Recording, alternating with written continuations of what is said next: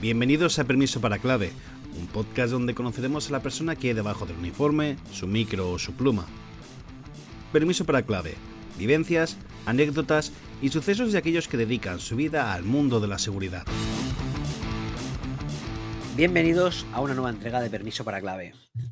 Estamos asistiendo recientemente a acontecimientos y sentimientos que pueden aflorar desde el escepticismo al temor, pasando por toda la escala entre uno y otro.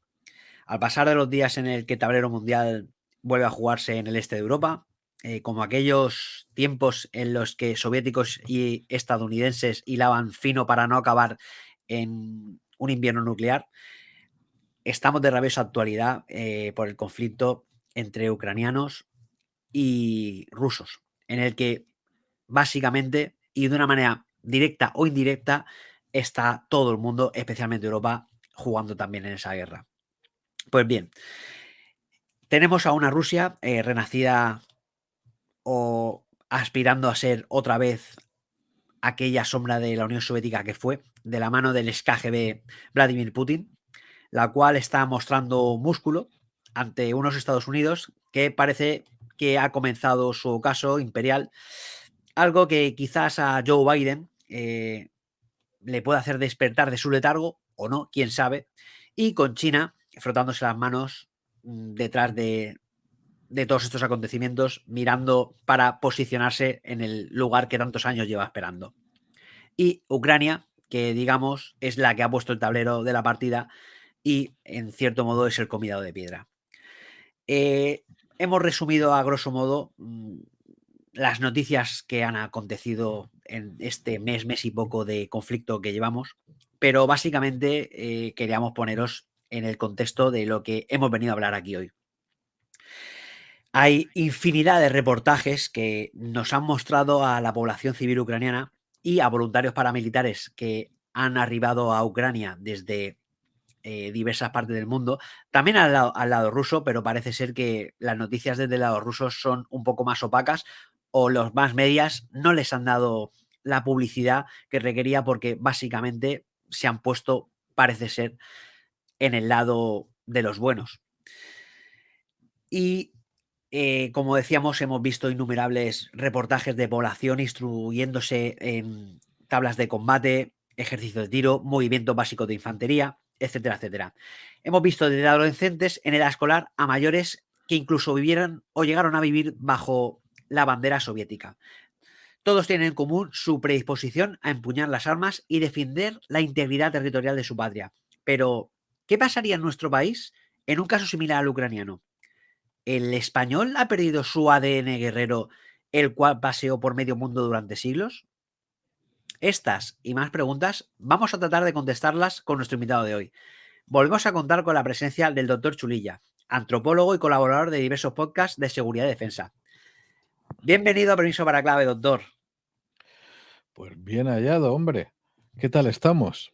Pues la verdad que ansiosos por hablar con usted, porque la verdad que nos estábamos frotando las manos desde hacía semanas que hemos intentado contactar para hacer este programa, porque sabemos de su conocimiento y su otra visión de los hechos que nos puede quizá aflorar más de una reflexión en este contexto que estamos viendo en estos días. Bueno, pues la verdad, yo lo primero que diría, lo que me viene a la cabeza en relación a la introducción magnífica que has hecho, es que Ucrania no ha sido el convidado de piedra. Verás, dejando aparte un espíritu patriótico que me causa admiración y envidia, tal cual, una y otra, yo te digo una cosa, lo estoy hablando con algunos compañeros militares del sector de industria.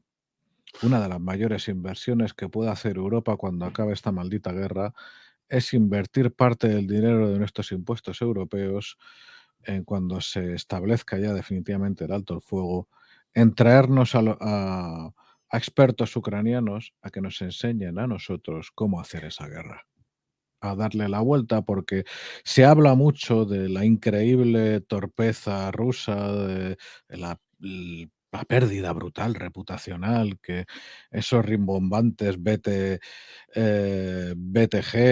que ese equipamiento de la Guerra Fría que se ha demostrado uno y otros, en fin, que tenía goteras por todas partes, también que de los materiales y tal, pero de lo que no se ha hablado es de la creatividad, de lo que no se ha hablado es del pensamiento lateral, de lo que no se ha hablado es todas esas condiciones unidas a una moral que nadie sospechaba. Nadie sospechaba, ojo, también, porque no se quiere.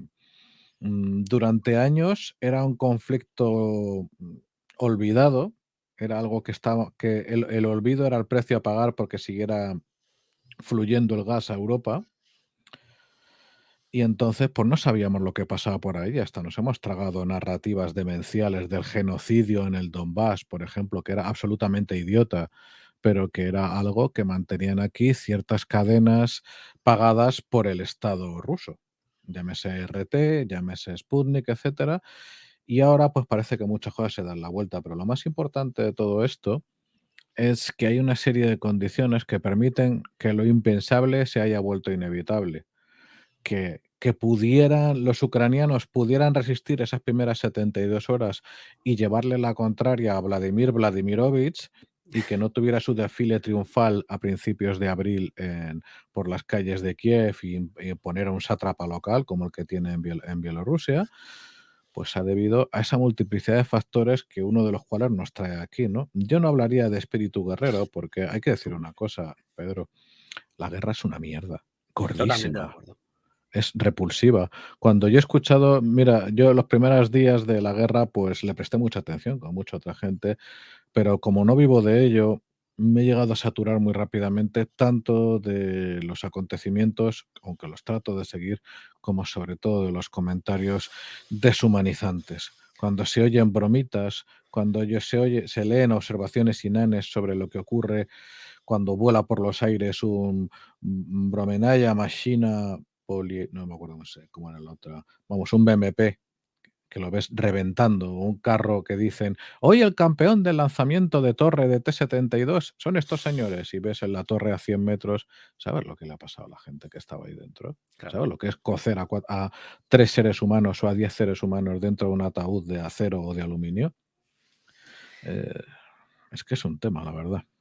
O sea, por eso es muy importante, mira, nosotros en Por Tierra, Mar y Aire lo insistimos muchísimo. Ya sabes, si vis pacem parabellum, si Parabellum. quieres la paz, prepárate para la guerra. Pero prepararse para la guerra es preparar el espíritu, y preparar el espíritu es nunca olvidar que cuando las armas hablan, lo que ocurre es muy malo, es muy feo. Las madres lloran, como están llegando. Yo recomiendo a tus oyentes que busquen en Vice News, un reportaje que es sobre el frente sur de la guerra de Ucrania, Southern Front at Ukraine War o cosa por el estilo. No se ve casquería, pero cuando va a salir un cadáver se pixela. Pero ver a esas madres llorando, ver a esas familias enterrando a chavales de 20 años, eso y no otra cosa es la guerra. En tu profesión y a partir de cierta edad todos saben lo que es el cóctel de olores, producto del Uf, gasoil, de la carne quemada y del excremento. Y ese es el olor de la guerra o del terrorismo. pues la verdad que sí, doctor. Yo recuerdo como exmilitar, con mis alegres, ilusos 18 años, cuando los instructores nos decían, los primeros pacifistas que hay en el mundo somos los militares. Así es. Y no lo entendía. De hecho, me decía, con Ardor Guerrero yo estaba deseando entrar en combate, ir a un conflicto. Y decían, chaval, no sabes de lo que hablas. Ujú. Y la verdad que obviamente con el pasar de los años, como muy bien has dicho, el ver cosas, te hace decir, ostras, cuánta razón tenían mis instructores y lo que tienen que haber visto en misiones de paz, Oh, sí. no de guerra, en misiones de paz.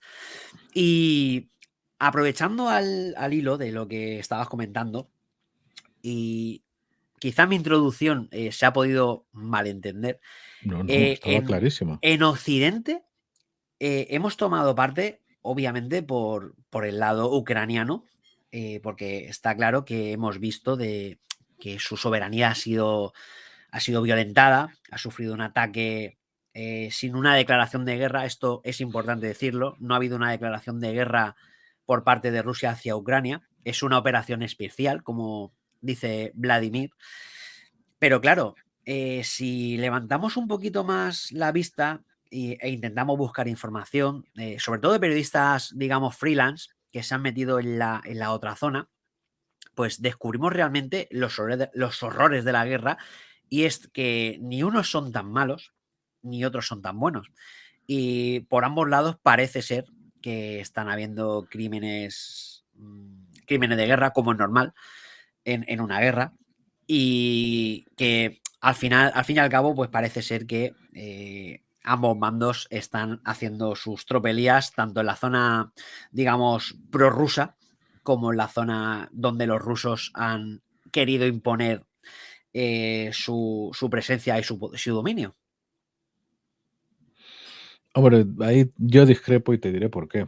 Ujú. Porque el prodigio que ha logrado Vladimir Vladimirovich es que la OTAN, que estaba en riesgo existencial, se haya reforzado como nunca, que Finlandia haya roto su neutralidad desde el nacimiento como país, que Suecia haya roto una neutralidad de siglos desde la era napoleónica. En fin, incluso que en Ucrania, que si tú ves los mapas electorales anteriores a 2014, era un país dividido entre el este y el oeste, no el Sí, Donbass y el resto, ¿no? El este era ruso, rusófono y sí. rusófilo, y el oeste era Ucrania. El Dnieper no es la línea exacta, pero venga, Sí, por, más o por- menos la podemos tomar como referencia. Sí. exacto. Era ah, Ucrania, a ver, perdón. Mm, que me salta. Hablaban en ucraniano, pensaban en ucraniano y no Mm, se sentían rusos. Pero claro, claro, cuando tú contrastas, y eso pues es una de las cosas que estaban olvidadas anteriormente al conflicto, que lo que ha hecho Rusia ha sido imponer en el Donbass un régimen de bandidos asesinos, donde no hay eh, vamos, garantías judiciales elementales, lo que podemos esperar en cualquier país europeo y hasta cierto límite en Rusia, siendo Rusia lo que es, ahí ha desaparecido. Allí sí, sí, los sí. grandes, o sea, esos señores de la guerra, desde 2014 hacen y deshacen, secuestran, violan, roban. Básicamente la economía privada casi ya es marginal. Hay una economía estatal, pero además increíblemente corrupta hasta para los estándares rusos que hay. Dejando aparte, a ver, no puede haber tropelías contra el lado ruso porque no hay lado ruso. Claro, O sea, han logrado el prodigio de que en Kharkov, que es, coño, es conocido desde la Segunda Guerra Mundial y que es una ciudad rusa, es una ciudad habitada por rusos en Ucrania, que hablan ruso, que se sienten rusos, que les hayan rechazado a hostia, es decir, no os queremos aquí. Y lo ves en los pueblos una y otra vez negándoles la mayor de no os queremos y hablándoles en su propio idioma. Porque claro, ellos comparan lo que tienen en Ucrania con lo que han claro, conocido en Donbass. claro. Entonces, otra cosa es que en el combate ahí hay un tema estudiado, pero no muy publicitado, porque sobre la guerra, como sobre casi todo, hay mucho mito, que es la fiesta del psicópata. Yo escribí en La Nueva Razón hace un par de años o por ahí al respecto, ¿no? El psicópata, tú por tu profesión lo conoces mejor que yo, cuando hay que toparse con esas bestias, ¿no? Pues normalmente o comete un error y va a la cárcel y entra y sale de la cárcel, es lo que se llama psiquiatría psicópata fracasado, o el integrado es una persona que tiene todos los instintos, pero sabe que va a vivir mejor fuera de la cárcel. Entonces Claro, desarrolla su actividad profesional en sitios donde sus habilidades no empáticas le vienen muy bien, en la política, la abogacía, ciertos ámbitos que todos conocemos, etcétera. Pero, en fin, ¿qué ocurre? Cuando hay una guerra se suspende la tutela judicial, la seguridad jurídica, el monopolio de la violencia legítima, lo más importante. La gente toma las armas y ese momento es la fiesta del psicópata. La persona normal hace lo que puede, la persona santa salva vidas, el psicópata se ve en una como no se ve. No claro. se va a volver a ver en la vida. Entonces decían, fíjate, en la Segunda Guerra Mundial, mm, dejando aparte que hay ciertos procesos sociopatizantes que hacen que a las personas se les destroce, digamos, el motor empático, que no vean más a una persona, que solo vean a un blanco o vean al enemigo de todo lo suyo y lo maten con gusto. Hay gente que ya venía así de fábrica y va así a la guerra y se ve la oportunidad de hacer salvajadas y las hace. Y entonces eso va a pasar desgraciadamente en cualquier guerra, en algunas más que otras, dependiendo de circunstancias, de odios previos. Las guerras civiles en eso se las pintan solas. Sí, la verdad Pero, que en sí. fin. De hecho, fíjate, es curioso porque muy al contrario de lo que pudiera parecer, el soldado ruso, que quede claro aquí, por cierto, que yo soy rusófilo, a mí me encanta Rusia, yo me siento más cercano a un ruso que a un danés. Lo que pasa es que una cosa es el país y la cultura rusa Claro. maravillosa, maravillosos, y otra cosa es el régimen que tienen ahora mismo, que es una amenaza. En fin, pues esas personas, como están enfrente de tíos, que es que la diferencia entre el ucraniano y el ruso es menor que la del catalán y el castellano, o el español, mejor dicho. Y entonces, pues no les tira tanto, sobre todo a los chavales que presuntamente no iban a ir, a los chavales conscriptos, liarse a tiros con yayos. Destrozar las casas si lo pueden evitar y está hasta, sobre todo al principio, estaban siendo muy moderados. Ahora ya la cosa ha cambiado, sobre todo en Mariupol y otras ciudades del Ujú. sur y tal, pero era una guerra dentro del horror que puede ser cualquier guerra, que no, por ejemplo, los rusos se han comportado en Ucrania de una manera que no se han comportado en Siria. En Siria, te contaban los resistentes sirios, que trataban de hacer lo posible por disimular los hospitales de campaña, porque era un objetivo prioritario para la aviación rusa. Que los Ya. mercados había que disimularlos porque la aviación rusa iba contra ellos. No se habla de esos crímenes de guerra sistemáticos de las Fuerzas Armadas rusas. Aquí están siendo moderados relativamente, hasta ahora, aunque claro, cuando ya han llegado allí los rebanacuellos, esos simpáticos chechenos de Kadyrov, De Kadyrov. exactamente, pues esas personas van a hacer lo que saben hacer mejor, que es actualmente, curiosamente, posar en vídeos de TikTok, lanzando Sí. granadas contra un edificio vacío, que quedan ellos estupendos, que tienen mejor equipamiento de cualquier soldadito ruso, pero en fin. Sí, aparte, parece que lleven preparándose años y años para este momento y lo estén disfrutando porque se les ve altivos, entre risas y claro, de hecho el propio Ramzan Kadyrov parece que está por allí en primera línea porque de vez en cuando se deja ver recibiendo a sus soldados heridos, la verdad. Pero bueno, A saber. a saber Realmente una cosa efectivamente. muy importante para tus oyentes, con modestia y la debida humildad les digo, ojo con lo que estamos viendo en redes sociales. Sí, Ucrania ha tenido un éxito asombroso en control de la información. Rusia, después de 20 años de guerra informacional, la ha perdido en 2 semanas. Yo esa sí que no me la esperaba. Entonces, cuando hay una cuenta Oryx Expiones Corp o algo así, con que busquéis ORYX, ya sale el resto en Twitter, donde el colega lleva, o sea, el tío, yo no sé, yo creo que ya se debe meter anfetaminas directamente por la mañana para desayunar en vez de café, o alguna burrada, porque el curro que lleva no tiene nombre, pero tiene una lista de todas las pérdidas rusas y ucranianas y todas trazadas y auditadas. Y eso yo creo que es de las mejores fuentes que hay para ir tantas cosas, por ejemplo, solo un ejemplo, ya sabéis, eso que ha salido en prensa, de que qué tontos los rusos que han cavado trincheras en Chernóbil y que tienen síndrome radioactivo agudo. Pues han salido expertos nucleares diciendo, a ver, por favor, a ese que es señor imposible. que le den un puto telesketch porque no sabe de qué está hablando. Eso es Sí. idiota. O sea, por favor, que es que no, eso no puede ser. O sea, si se hubieran metido dentro del sarcófago y hubieran cavado ahí, sí. Pero ahora con los niveles de radioactividad es imposible. Ojo, pues eso ahí apareció en El Mundo, en el Washington Post y con Sí, sí, muchas sí, sí. otras cosas. La guerra es tiene como primera víctima la verdad y debe ser así. Porque, No, no, totalmente. claro, es que si sale una información muy correcta, Ujú. desde el lado ucraniano le está dando inteligencia por la cara al lado ruso. ¿Estamos locos? Sí, bueno, y aparte ya no la guerra informática, Ucrania ha empezado a herir a los propios rusos en su madre patria, Pues sí, con ataques aéreos a depósitos de gasolina, pero bueno, por lo que hay. creo que hemos hecho un gran resumen, breve, pero gran resumen de lo que han acontecido durante este poco más de mes de conflicto. Y aprovechando esa gloriosa y bonita bandera que tienes detrás, pues vamos a regresar a nuestra patria, a España, porque claro, el tema que nos trata es, vamos a ver si podemos situar y extrapolar todos esos hechos aquí a nuestra España y ver qué podría suceder. Yo lo primero que te digo, doctor, es, y no es la primera vez que escucho esto, y realmente es que hasta me hace gracia, pero ¿se le ha hecho largo el franquismo a España?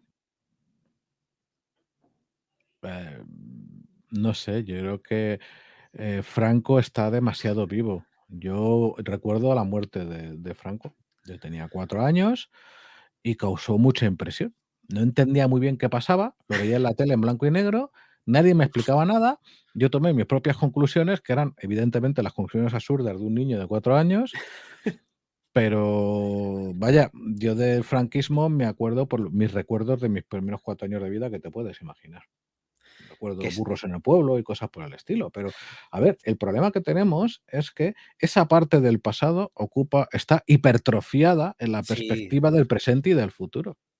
Primero, yo no hablaría de franquismo, sino de franquismos, porque hay una imagen monolítica del franquismo como si fuera igual en el 1 de abril del 39, recién cumplido el 1 de abril, por cierto, y como si fuera lo mismo que el 20 de noviembre de 1975. Y oiga, no tiene nada que ver.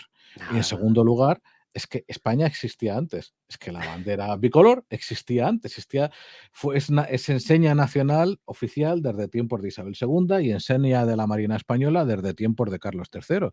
Y lo que tengo aquí detrás, pero quitando el ajedrezado azul y blanco y solo de fondo blanco, el aspa de Borgoña, Cruz de San Andrés, es la enseña de la recién nacida España desde tiempos del emperador Carlos hasta Isabel II.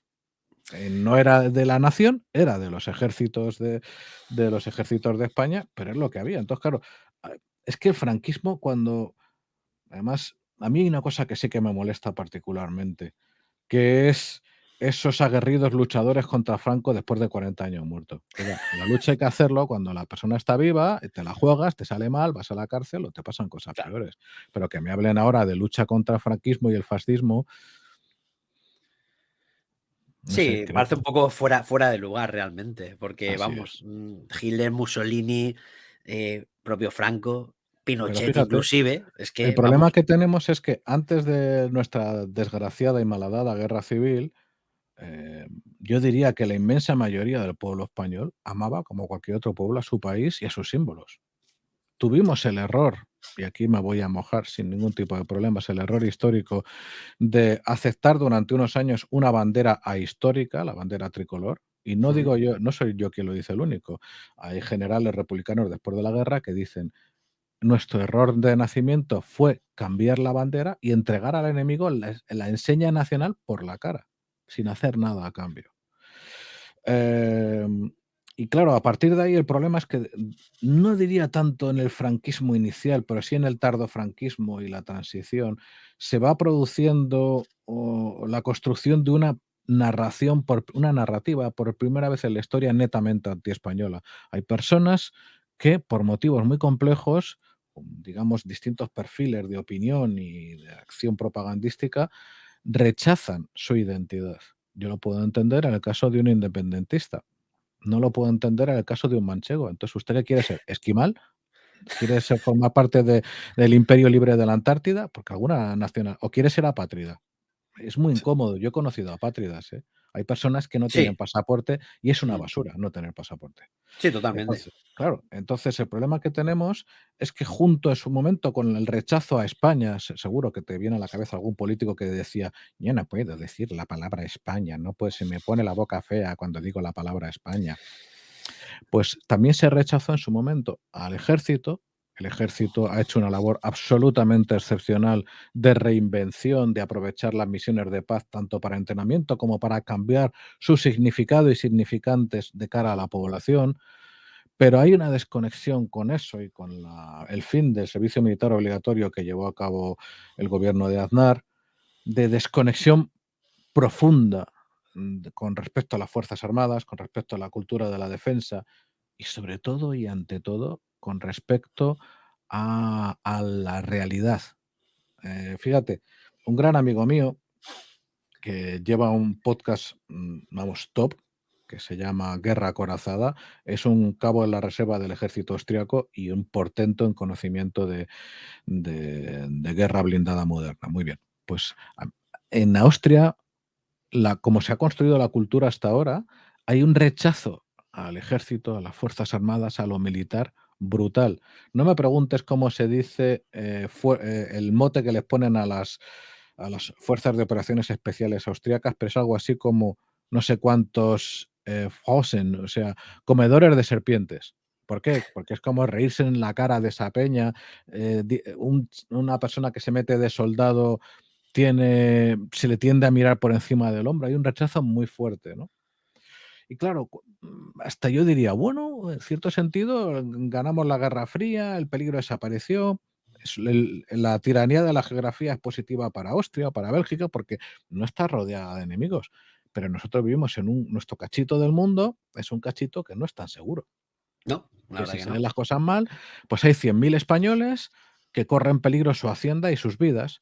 Y luego más de 1 millón de españoles que tras una ligera lengua de mar, en un archipiélago, en las Canarias, pues llegado un momento malo, lo pueden pasar muy mal. Y oiga, si el artículo 8º de la Constitución española dice lo que dice, su espíritu dice que a cada español y a cada trozo de tierra española tiene que ser defendido por los medios necesarios. Ojalá que, como dice el segundo Isaías en la Biblia, el león habitara junto al cordero. Sería maravilloso. Eso, El mundo ideal, vamos. exactamente, pero eso de momento no ha ocurrido. Y además, el mandatario vecino, Su Majestad el Rey Mohamed VI, pues se empeña su gobierno en recordarnos de vez en cuando que no es el vecino más cómodo del mundo. Hay muchos lazos históricos, pero no hay una relación particularmente cómoda. Entonces, pues hay que asumir la realidad, que yo creo que ahora que la guerra ha vuelto a llamar a las puertas de Europa, pues quizás cambien las cosas, aunque tampoco soy demasiado optimista, porque signos contrarios los hemos visto de sobra. ¿Y qué ha pasado? Efectivamente. Bueno, parece que sí que ha servido, y ahí Putin quizás sus servicios de inteligencia han fallado en el aspecto de que no pensaban esa unión que iba a haber de la OTAN para con Ucrania, pero claro, hechos anteriores pues demuestran que esto no había sido así, pues prácticamente desde los primeros tiempos de la OTAN, básicamente.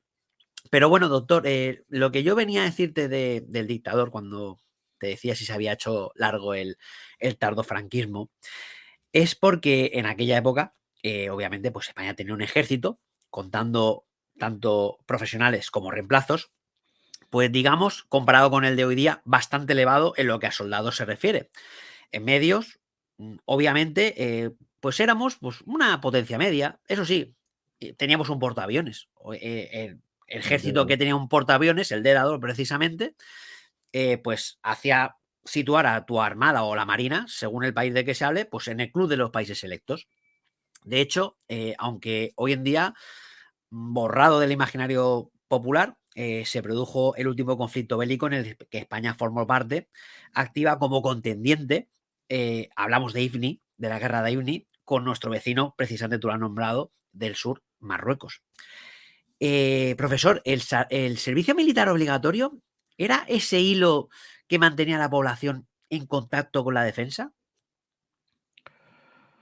A ver, sí y no. El servicio militar obligatorio en su momento, en tiempos de los padres y abuelos, tenía un papel bestial, porque había población que tenía los estudios justos y que se apoyaba a esa población, y que a una parte de los chicos que hacían servicio militar en tiempos, pues en los años 60, hasta incluso principios de los 70, se les daba un oficio, se les sacaba del pueblo y se les llevaba a otra parte. Eso ya no tiene esa necesidad. Y aparte, ojo, si me permites, hay que desmitificar un poquito el ejército previo a la OTAN. Nuestro ejército, em, ¿cómo decir? Nuestro ejército, a ver, pues era un ejército de españoles, y eso yo creo que es un bonus así, tal cual. No creo que el pueblo español sea mejor que ningún otro, excepto los belgas, pero sí que es un pueblo distinto. Tenemos la historia que tenemos, y, y una y otra vez, pues los españoles, entre otras cosas, tenemos problemas para hacer listas de héroes, porque en esas listas a quién ponemos y a quién quitamos. Es como héroes italianos, sí es más fácil hacer listas, pero héroes españoles empieza. El problema que tiene el ejército de reemplazo, es que era un ejército, que ya no solo en el plano tecnológico, sino en el plano doctrinal, los números no equivalían a una gran operatividad. Hay unidades selectas, evidentemente. Había, por ejemplo, un modelo, el otro día en Por Tierra Mar y Aire hicimos un programa que yo lo disfruté muchísimo con mi gran amigo Jorge, sobre la doctrina de la derrota. Y nuestro ejército tenía un muy buen diseño para eso, las fuerzas territoriales de las COES, por ejemplo, ¿no? Pero en líneas generales hay que pensar que ese ejército de tanta masa correspondía a un ejército, a un modelo industrial de después de la Segunda Guerra Mundial, donde la masa era la propia cualidad, pero que para los 80 ya no tenía ese mismo sentido.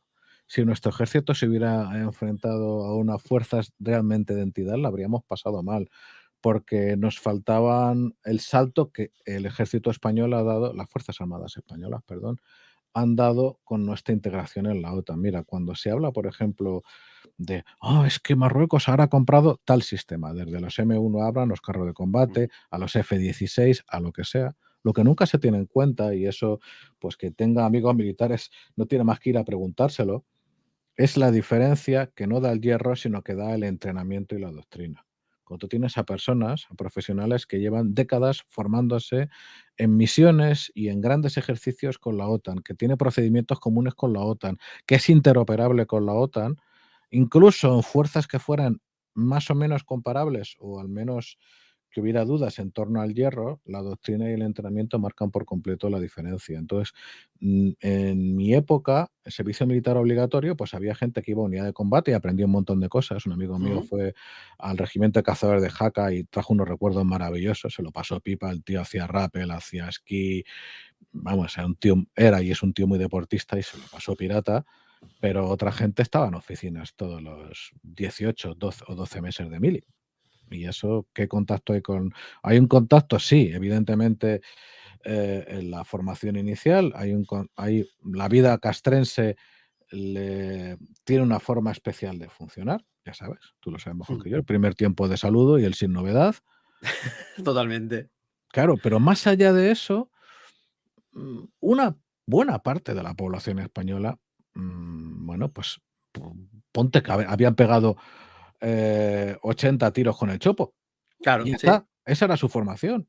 Sí, sí. Esas unidades Y ahí se acabó, pentómicas, sí. claro, y esas unidades pentómicas de las que se hablaba antes, pues era el resultado lógico de una forma de pensar, de una forma de actuar, y no quiero seguir, porque yo por lo general tiendo a callarme en público las críticas con respecto a las Fuerzas Armadas, por la conexión y admiración que las tengo, pero había muchas cosas manifiestamente mejorables. Como en Entonces, todo.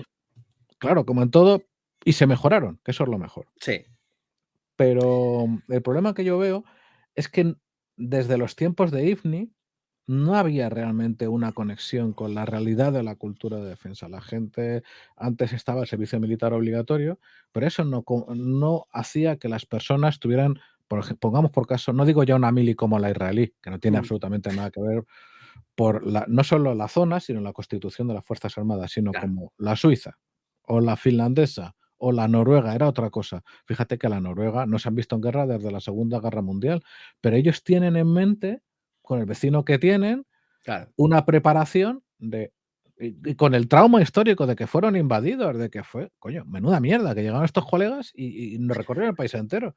Pues tienes el FUSA en casa, tienes la munición guardada, tienes tus ejercicios anuales, Totalmente, sí, sí. pero nosotros no teníamos nada de eso. Y ojo, no lo teníamos porque había un malísimo recuerdo de la guerra civil, porque Claro. las armas no podían circular por las calles. Yo soy entusiasta de las fuerzas, perdón, de las armas cortas desde que tengo uso de razón por mi familia, pero pues, por distintos motivos hace muchos años que no tiro. Y hay que aceptar la realidad de que los civiles tenemos tan restringido el acceso a las armas a cambio de que no hay armas en las calles. Yo lo pago sin pestañear. Pero luego, como encima ha habido conflictos territoriales en España, no quiero Claro. entrar por respeto y por mi propia política a hablar de política, pero es un hecho objetivo de que el Estado y la nación no se les reciba de la misma manera en todo el territorio nacional. Por desgracia, sí, Entonces, así es. claro, entonces hablar de cultura de defensa o de contacto con las Fuerzas Armadas en algunas zonas y comarcas concretas donde seguro que no van a ser bien recibidas, pues carece de sentido. Pues, profesor, el PP, pues errónea o acertadamente, como ha comentado, eliminó el servicio militar obligatorio y con ello, pues una tradición que introdujeron los Borbones franceses a su llegada al trono de la vieja España del siglo XVIII y que se mantuvo en activo hasta diciembre del año 2001, entrando posteriormente en la figura de reservista voluntario. Pero, ¿es esto suficiente para intentar arraigar la cultura de defensa de la población? ¿O se antoja insuficiente dadas las características, organización y sobre todo las pocas activaciones que hay a lo largo de un año natural, donde más bien parecen destinados a hacer de vigilantes privados o apaños administrativos que realmente buscar una reserva voluntaria operativa, actualizada y sobre todo en edad de combatir. A ver, yo te preguntaría sobre los números que hacen falta para combatir o sobre el propio papel del reservista voluntario, que en mi opinión eh, es al mismo tiempo muy aprovechable y necesita de profundas revisiones. Esto es, a mí me cuentan amigos míos que hay gente que acude cada año a su reserva y que da un papel fabuloso, pero que hay veces que no se le saca partido porque una persona con altos conocimientos y experiencia profesional en un rol o en un tipo de trabajo técnico se le pone a hacer otra cosa porque a quien le ha recepcionado no quiere líos y le quiere poner por donde sea, ¿no? En fin, que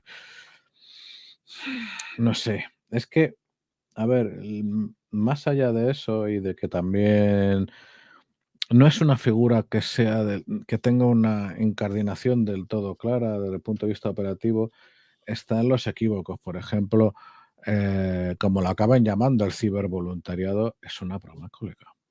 Tú compras lo que pagas. ¿Qué esperas?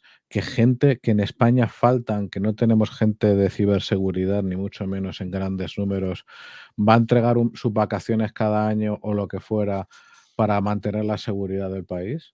Amigo, lo mismo era una puñetera buena idea em, tratar bien a los que tienes, y ahí me vas a permitir que no entre en detalles porque sé de lo que hablo, y a lo que no tienes, pagar muy bien.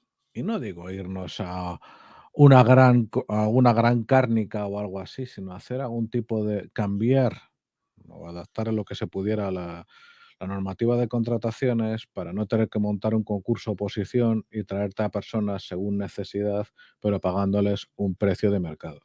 Porque la ciberseguridad es un tema que está en constante evolución, que un buen especialista en eso, alguien de equipo rojo, cobra un dineral porque hace no perder un dineral. Claro. Y más allá de eso, tú fíjate, mira, por ejemplo, eh, ahora en Ucrania, algunas de las unidades de éxito más asombroso e imprevisto para quien no hubiera seguido el tema, ha sido las unidades de pilotos voluntarios de drones. Porque de repente las Fuerzas Armadas ucranianas, sea lo que fuera las unidades de defensa territorial, el ejército regular, las fuerzas especiales, que ojo con las fuerzas especiales ucranianas, todos cuentan no solo con drones, sino con pilotos de drones. Posiblemente estemos hablando de muchos cientos y no de algunos miles. Y eso, tú como ex militar, sabes lo que significa. En vez de tener un Raven o dos por compañía, que no me acuerdo cuántos se cuentan actualmente, pues en algunos momentos o algunas zonas de alta intensidad de combate ucraniana hay una por sección, un dron por sección, de un colega que además parece ser como lo operan, como todo esto es una guerra enseño la cara y me oculto, enseño la cara y me oculto, porque la más mínima me van a atizar. Saca el dron, sube para arriba, lo subo a 200 metros, miro, no hay nada, sí algo, entonces doy el queo, tal, vuelo para abajo, apago radio y me piro. Y tienes miles de ojos en el cielo. Y esos miles de ojos es de gente que está muy entrenada. ¿Que no te da las capacidades de un Raven? Seguro. Para empezar, los sensores y la óptica. Pero que tienes miles. Y que tienes chavales que los pilotan fabulosamente. Sí, sí. Eso, por ejemplo, Como si fuese un juego para ellos, sí, realmente. sí, lo que pasa es que es un juego que encima están aportando a su país un recurso brutal. Ujú. Entonces, fíjate, para que hubiera cultura de defensa, lo primero que tiene que haber es cultura. Y dentro de la cultura, cultura histórica y conexión con lo que significa lo que tengo yo aquí detrás, o lo que puede significar, pues espérate, para que haya la referencia sea todavía más clara. Ahora sí lo hago bien, que no lo sé. A ver, eh, vaya por Dios, no sé si se va a ver esto en pantalla. A ver, esto no es, esto es. Que sea esto también. Que se sepa lo que significa esto, que esta no es la bandera de Franco, que esto no es el signo de Franco, que es el símbolo de nuestro país y que los símbolos son importantes. Y luego de eso, ya que cuando se tuviera todo eso claro, y yo hay regiones donde no sé cómo se puede tener claro, no digo que sea imposible, digo que no lo sé. Pero quizás se perdió una oportunidad histórica y yo creo que jamás particularmente no vamos a volver a ver en una de esas, que con la muerte del dictador, aquí al final, y como yo he leído en libros, porque obviamente ni siquiera había nacido, con el café para todos se perdió una oportunidad histórica para crear un sentimiento nacional. Quizá nuestros mayores, los que vivieron la guerra o la dictadura, sí que dejaron atrás esas viejas rencillas de vencedores y vencidos para tirar todos para adelante. Así es. Pero los que hemos venido detrás, que no lo hemos vivido, o sea, ni nos ha tocado de cerca, estamos haciendo cosas que ni hicieron nuestros mayores. Totalmente de acuerdo. A ver, yo es que después, el problema es que han pasado los suficientes años como para yo no poder imaginar cómo puede ser una vuelta atrás y una recuperación del sentimiento español, donde no se pueda. Quiero decir, no voy a poner nombres de comarcas concretas, pero si uno ve los resultados electorales, ¿cómo puede uno esperar de que haya el más mínimo amor por España si lo que escogen sistemáticamente los ciudadanos de esas comarcas son organizaciones políticas antagónicas con España, que niegan a España, que te hablan de Estado español, que te niegan la historicidad de España, que no matan españoles porque no pueden, literalmente, en el caso de Bildu? Sí, pero Entonces, en cuando ese caso, el problema que tenemos, perdóname, Pedro, es que más allá de y ahí he corrido un riesgo, porque si a mí se me ponen las 3 letras juntas ET y A, me disparato a toda velocidad. Así que ese aspecto prefiero tenerlo lejos porque pierdo muy rápidamente, los no los papeles. no sé si los papeles, pero sí la calma, porque yo he visto varios atentados muy cerca y no tengo ningún tipo de tolerancia, ni de equidistancia, ni de tranquilidad respecto al secretario general de Bildu y a cualquiera de sus integrantes o votantes. Dicho eso, el problema que tenemos es en España, porque yo estas bueno, digámoslo, en la España donde esta bandera no debería ser un problema, en la España donde hasta no hay alternativa a la rojigualda. Es desde mi región en Madrid, mi región. Mira, yo como he nacido aquí puedo decir que, bueno, eso, yo nací en una provincia que era parte de Castilla la Nueva, era lo que yo estudié en EGB, y ahora Claro, resulta que es una autonomía. Yo no me siento muy identificado. Con mi ciudad sí, con mis paisanos sí, pero hablar de identidad, mi identidad es lo que tengo aquí detrás, mi identidad se llama España, yo soy español, y eso no tiene por qué significar, y es súper importante, que español es igual a, voy a decir una butad, facha, no, yo soy español. claro, Y mi prioridad absoluta y la ideología es mi país y su futuro, porque yo tengo hijos y yo quiero un futuro bueno para mis hijos. Ya está. Eso hablar del eje izquierda-derecha en ese aspecto lo considero aberrante. Entonces, ¿cuál es el problema?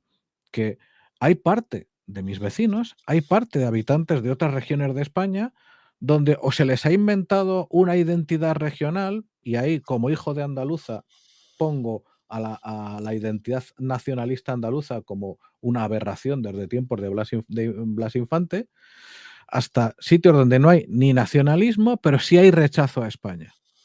Entonces, si hay rechazo a España, aquí hay una cuestión muy interesante. ¿Qué se está rechazando exactamente? ¿La bandera, cuando se habla de un trapo de color? ¿La palabra España? ¿El idioma, cuando no hablas otro idioma? ¿Tu identidad? ¿Tu futuro? ¿Tu pasado? Porque sin pasado no tienes futuro, amigo. Lo que tienes es una nebulosa, porque otros tanto pasado tienen que se lo inventan. claro. Pero nosotros tenemos un pasado del que hay que sentirse excepcionalmente orgulloso y que, sin embargo, actualmente estamos tan desconectados de todo eso por toda una serie de guerras culturales que no hemos sabido librar. Lo que has comentado de ese café para todos y la oportunidad de la transición, fíjate, yo la recuerdo muy poquito. Yo recuerdo las primeras elecciones democráticas que yo estaba empeñado en votar y monté un bochinche de mucho cuidado. Tenía 7 años, no 8 años, yo no entendía esa mierda y yo quería votar porque estaba votando todo el mundo y ¿por qué no puedo votar yo? Claro. Y pues me pegó una perra importante. Pero ¿sabes lo que pasa? Es que has dado en la clave. Mira, mi abuelo fue uno de los 100 de equipo de llano en Sevilla, uno de los que se levanta.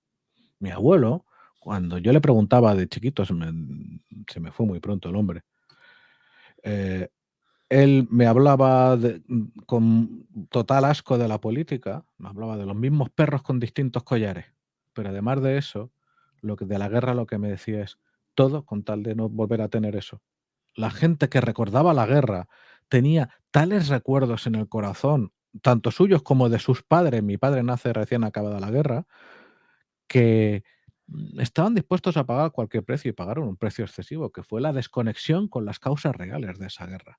Entonces, a partir de ahí hubo gente que sí las conocía, que sí las aprovechó o que arrimaron el ascua a su sardina. En resumidas cuentas, hemos pagado un precio brutal por la paz y por la prosperidad, que yo a estas alturas no tengo claro pues sobre todo tengo claro que no fuera obligatorio pagarlo y sí que fue un error, que fue perder el sentimiento de pertenencia común a la nación y no a una nación cualquiera, a España. ¿Por qué solo tenemos derecho los españoles a alegrarnos de España cuando sale la roja? ¿Por qué no podemos, no digo, nuestra forma de ser nacional no es como la americana, de ponernos la mano en el pecho cuando suena el himno? Pero, ¿qué hay de malo en sentir orgullo por las obras de los que te precedieron?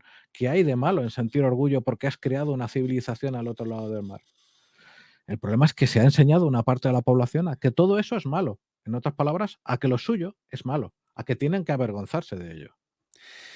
Efectivamente, yo creo que el problema es la educación y para tener una cultura de defensa se debería empezar por la educación. Y tú no puedes dejar que haya 17 sistemas educativos diferentes y que cada uno enseñe de 17 maneras diferentes la historia, sobre todo a su beneficio, inventándose o excluyendo datos que nos harían ser un gran pueblo como somos y no avergonzarnos de hechos, los cuales la mayoría son inventados y ahí los anglosajones, nuestros queridos piratas de las Islas Británicas, se deben estar frotando las manos de ver cómo la leyenda negra tantos siglos después pues sigue más viva que nunca y parece ser que para rato. Profesor, nos hinchan a reportaje de abuelitas con acás mientras hablan de su patria, cantan su himno con orgullo, de incluso ucranianos retornados que ni Sí, tan sí. siquiera, ojo, han nacido allí. Vi un reportaje de un ucraniano con acento argentino que la verdad que me moría de la risa y dije, digo, no me lo puedo creer, ya lo que me faltaba por ver. También vemos filas interminables de hombres en el militar dispuestos a empuñar las armas en centros de reclutamiento, pero y aquí te voy a pedir que te mojes. ¿Qué arraigo podríamos esperar de los nacidos aquí de padres extranjeros? Y sobre todo me refiero a la numerosísima colonia marroquí, argelina, que tenemos aquí. A ver, pues si me tengo que mojar, yo diría que los que han nacido hijos de hispanoamericanos son tan españoles como mis propios hijos. Y te lo digo por lo que yo escucho en mi casa cuando vienen esos hijos de hispanoamericanos a mi casa, que son los amiguetes de mis hijos. Yo me atrevería a pensar que aquellos habitantes de Europa del Este que han adquirido la nacionalidad o que llevan aquí décadas, incluso aunque no tengan la nacionalidad española, incluso aunque sientan su vínculo con Rumanía o con la propia Ucrania, con Bulgaria, que no dudaría de defender a España. Quizá les Mm, costaría hasta menos. Pues posiblemente. Y de hecho, cuando tú hablas con militares, si tú, no sé si cuando tú pasó por el ejército había muchos hispanoamericanos o lo que Sí, fuera. era cuando los papeles Ah, para todo, de cuando se nacionalizaba a la gente con bonobús o factura de parking, etcétera, etcétera. bueno, pero esas personas sirvieron al país, Sí, algunos de totalmente. ellos en las misiones entregaron sus vidas o su salud, Sí. y oye, yo tengo exactamente entre cero y ninguna duda de su sentimiento de orgullo por el país, porque Aparte, la más madre allá, patria, siempre estaban con la madre patria en la boca. exactamente. Pero fíjate, en el caso marroquí es complicado. Es complicado porque no tengo información de primera mano, primerísima. No tengo muy claro ahora mismo su legislación si permite. A ver, doble nacionalidad es que no la permitimos nosotros. Pero no estoy seguro si reconoce el cambio de nacionalidad de un marroquí. Hay un temazo que es la secularización. Si tú lo piensas de un punto de vista práctico, para un padre de familia moderado que puede, desde, ojo, el marroquí ateo, que existe y que aquí puede vivir, hacer su vida, buscarse la vida, no tener que estar simulando en lo que no cree y que nadie le va a tocar los huevos ni de por la mañana ni por la noche. Ojo, en un país musulmán, declararte ateo aunque las cosas empiezan a cambiar, pero hasta hace poquito era muy malo. La persona moderada, no sé hasta qué punto defendería su país, porque evidentemente, o sea, perdón, el país de acogida, porque además el conflicto probable es con su propio país de nacimiento, con lo cual evidentemente tendríamos un problema, y el perfil radicalizado, no sé cómo no podría ser un problema. Yo siempre deseo que las guerras no ocurran. Yo quiero pensar que no va a haber un conflicto abierto con Marruecos, porque aparte Marruecos tiene una diplomacia extraordinaria, tiene el Magden, tiene con todo lo que en contra de todo el estereotipo que hay, son gente preparadísima, son gente muy fina y muy práctica, y no les interesa algo así, sobre todo con el vecino que tienen. Pero que se lía. Yo espero que no ocurra, porque no sé exactamente con la colonia marroquí que tenemos en España qué es lo que podría pasar. Y ojo, si yo digo aquí, digo en España, en la península fundamentalmente, menos en Canarias y mucho menos en Baleares, si pasamos a Ceuta y a Melilla, a mí me preocupa muchísimo, porque ya cuando ha habido estos conflictos que ahora está de moda llamar de zona gris, con la verdad que ha sido una canallada tan grande soltar a menores de edad, a dejarles a su libre albur en, en Ceuta y en Melilla, que estén lejos de sus papás, qué tal. Si se liara una muy gorda, no sé qué haría la gente que vive en el barrio del Príncipe de Ceuta, por ejemplo, ¿eh? No Yo tengo sí que ninguna yo teoría. sí que lo tengo claro porque me lo han dicho. ¿Ah, sí? Sí, sí, sí, sí. ¿Y qué sería? Hombre, no van a pelear contra su primo o su tío de enfrente, ¿no? Pues se lo llevas. Es que tenemos un problemón en casa, bastante grave y sí, la diplomacia marroquí hilará muy fino, serán muy buenos y muy preparados, Seguro. pero nosotros tenemos la cualidad de encabronar a propios y a extraños, y Hombre, que estén enfadados los marroquíes y ahora los argelinos. ¿Por qué? Porque queremos contentar al marroquí y entonces ahora se nos ha enfadado el argelino. es que, ¿qué quieres que te diga, Pedro? No, prefiero no hablar de política, porque aparte, es que lo que ha ocurrido ha sido prodigioso. Ha sido quedar mal con todos a las órdenes de un tercero y por motivos no declarados. Y no sé, al daño económico que nos va a ocasionar la guerra de Ucrania, se sume que Argelia, lógicamente, va a revisar los... Claro, lógico. Oiga, y es nuestro primer proveedor de gas. Eso, bueno, pues la factura la vas a pagar tú, la voy a pagar yo y todos los Sí. españoles. Pero fíjate, mm, para darle la vuelta un poco a la cuestión, ha habido mucho meme con el taxista marroquí. Yo, sin embargo, mi peluquero es marroquí. Y yo hablo con él en su español un poco churrigueresco, a veces le suelto con mi árabe aún más churrigueresco, encima él habla un árabe distinto del mío, y entonces pues hablamos mayoritariamente en español con expresiones un poco peculiares y ya está. Yo creo, fíjate, yo tengo la teoría que, insisto, excepto los belgas, el ser humano es el ser humano en todas partes. Y entonces, la inmensa mayoría de la gente, no digo que seamos santos, pero básicamente sí que somos decentes y lo que queremos es que nos dejen en paz, trabajar, criar a nuestros hijos, conducirles cuando les entran los 7 males y que vayan pasando los años hasta que te llega la hora de entregar la cuchara. Básicamente es mi resumen. Entonces, yo no puedo pensar en los marroquíes en términos más que de gente que conozco un poco, que tienen costumbres bastante diferentes a nuestras en algunos casos, pero que ni remotamente podemos pensar en ellos en términos de salafismo. Para empezar, No, es que qué fíjate, va, qué va. la religión en el Magrib es una religión mucho más relajada, tanto si eres musulmán como la colonia judía que queda, comparada con otras latitudes, ¿no? Hay mucho rollo mágico, mucho... además es muy curioso porque musulmanes, pero también judíos, tienen un culto muy fuerte por las tumbas de los santos. Y con muchos que si los amuletos, que si las cosas mágicas de protección, y eso que suena muy, muy chistoso, lo bueno que tiene es que es un... ¿Sabes de lo que protege los amuletos? De convertirte en un fanático hijo de tu madre. Porque la peña que está con esas vainas es peña que hereda la religión multicentenaria y que tiende a pasar bastante de todo. hay otro aspecto muy positivo también, que es la secularización, que queramos o no está ocurriendo. Y ojo, también te digo, nuestra población marroquí no es el caso de la francesa o nuestra No, población yo creo que argelina. son, sí, no, porque Francia solo hay que ver en lo que se ha convertido en muchas barriadas, y ya Las hablamos de banlieues ello. famosas. Claro, las no-go zone, Ujú, en las que han convertido marroquí y argelinos muchísimos barrios de la zona de Lyon, de Marsella, incluso del propio París. La verdad que, por suerte, el marroquí de aquí se ha integrado mucho más que el de allí. Es totalmente. trabajador, vive entre nosotros, obviamente, con nuestras diferencias culturales, pero dentro de lo que cabe se han adaptado mejor el marroquí español que el marroquí francés, obviamente. Totalmente, es así.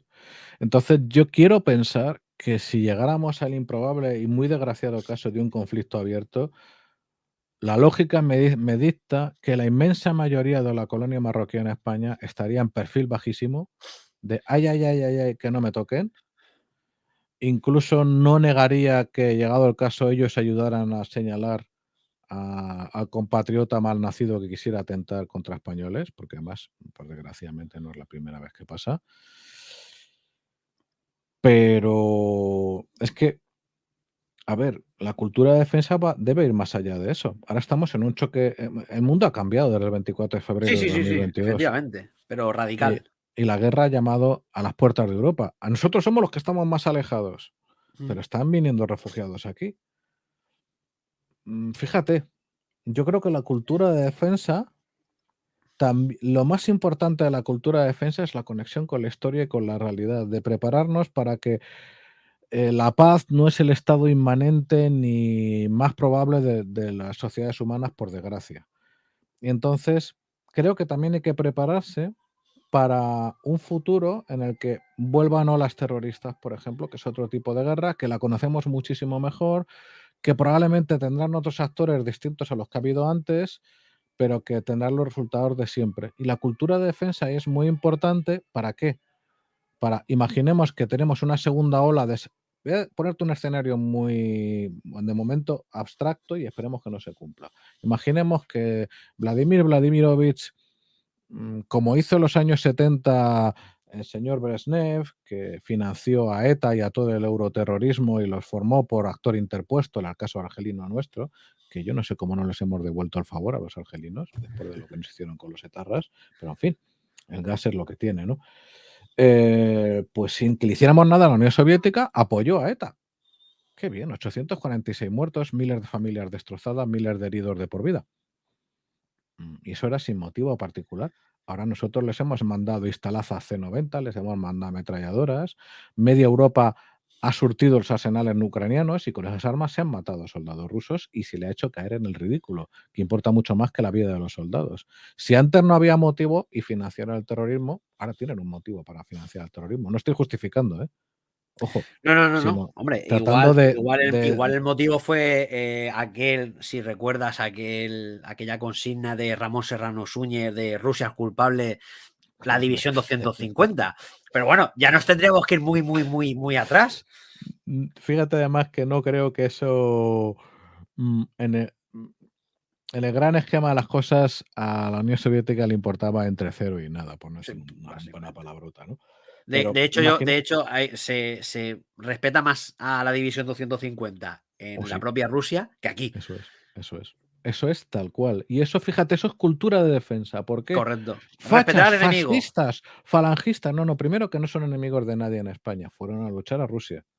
Segundo, los motivos han quedado en la historia. Tercero, los enterrados allí, no se sabe de nadie que cometiera crímenes de guerra. Todo lo contrario.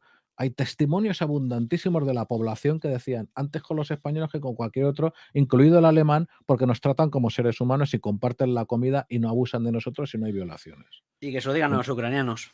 Exactamente. Y esas personas lucharon por los motivos que tuvieran, no fueron criminales de guerra y un soldado que no es un criminal de guerra, por definición, merece respeto. Tengas las ideas que tengas, yo puedo perfectamente no compartir parte de las ideas o lo que fuera con la División Azul, pero tuvieron su momento histórico, combatieron según las leyes de guerra de aquel momento, como combatió aquí, por cierto, las brigadas internacionales, Ujú. porque básicamente la 250 es devolver la visita de las brigadas internacionales, ¿verdad? Y aquí, sin embargo, a las brigadas internacionales se las ha recibido con todos los honores, ha habido un montón de alaracas y de no sé qué y de no sé cuántos, y a españoles que están allí, pues poco menos que estuvieron allí. Ahora mismo hay un tratamiento histórico de apestados y mira, yo no digo que sean santos, lo que digo es que no hay sustituto a la verdad. Entonces, parte de la cultura de defensa es conocer la historia de la guerra, tanto la motivación como el Mm. desarrollo. A ver, el escenario que yo quería parar, para contarlo muy rápido, sería, imaginemos que ahora empieza a circular material letal hacia Europa. Las fronteras, cuando cruzan millones de refugiados, son muy porosas, ¿verdad? No es lo mismo cuando tienes, claro, Y se está, cua- se está demostrando, vamos. efectivamente, imaginemos que esas personas, que entre ese río de personas, ese pequeño océano de personas, pasa un grupo muy pequeño de operativos que llevan explosivos y los guardan y esperan. Y la visita o sea, para devolvernos ese favor que se nos ha hecho, o sea, que le hemos hecho, pues que los ponen en manos de gente que hasta ahora, lo que más les ha faltado en toda Europa son explosivos. Pues eso, la cultura de defensa, yo creo que el papel fundamental que tiene es doble. Por una parte, prepararse para que eso es posible y para que, si sea posible, no caer en el pánico, ser cooperador y hacer cada uno aportar por su lado para que la vida siga. Cooperar con las fuerzas y cuerpos de seguridad del Estado, aceptar cuando toque que vienen un momento de excepción y que hay recortes de libertades sin ponernos flamencos o más bien estúpidos, y hacer lo posible porque eso pase lo antes y lo mejor posible. En resumidas cuentas, la cultura de defensa, tiene un trasunto con la doctrina de la derrota. La cultura de la defensa tiene una parte bonita, que es la conexión con la historia y es la conexión con una realidad importante, pero tiene una parte no bonita, que es tratar lo posible y que no nos gustaría que pasara. Pues conectándonos con la historia, como comentas, pues nosotros, los españolitos del 2022, nos guste más o nos guste menos, somos los herederos de aquellos tercios de exploradores, marinos e incluso monjes y hombres de letras guerreros. Pero, profesor, ¿se puede perder a través de los siglos ese ardor de guerrero hasta llegar al famoso no a la guerra? Hombre, es que también esos son circunstancias históricas extraordinariamente diferentes. Yo, fíjate, tengo una reserva, o mejor dicho, un fondo de creencia de que sí hay algo en el espíritu de los pueblos, que nuestro pueblo no ha sido, digamos que si yo quiero caracterizar al pueblo español, es que cuando vienen mal dadas es fatalista, mientras que hay otros pueblos que dicen, bueno, pues hemos perdido, pues levantamos las manos, seguimos adelante y ya está. Yo creo que al pueblo español se le cruzan los cables, dice alguna palabrota o dice hasta aquí hemos llegado. Y pues tenemos una facilidad muy grande para no rendirnos. Y eso ocurre a través de los siglos en las victorias y sobre todo en las derrotas. Por ejemplo, ahí, fíjate, ahí desgraciadamente, por la producción cultural contemporánea, creo que se llama Valer la película, ¿verdad? ¿Puede Sí. ser? De esos héroes, el tratamiento que se les da, solo me molesta que se haya pagado con mis impuestos. A Porque esa ver, gente, perdón, un inciso simplemente. Está, en mi opinión, siempre hablando en mi opinión, La basura de Valer. Y después hay otra película de los años 40, 50, que son Los últimos de Filipinas, exactamente. con un jovencísimo Tony LeBlanc.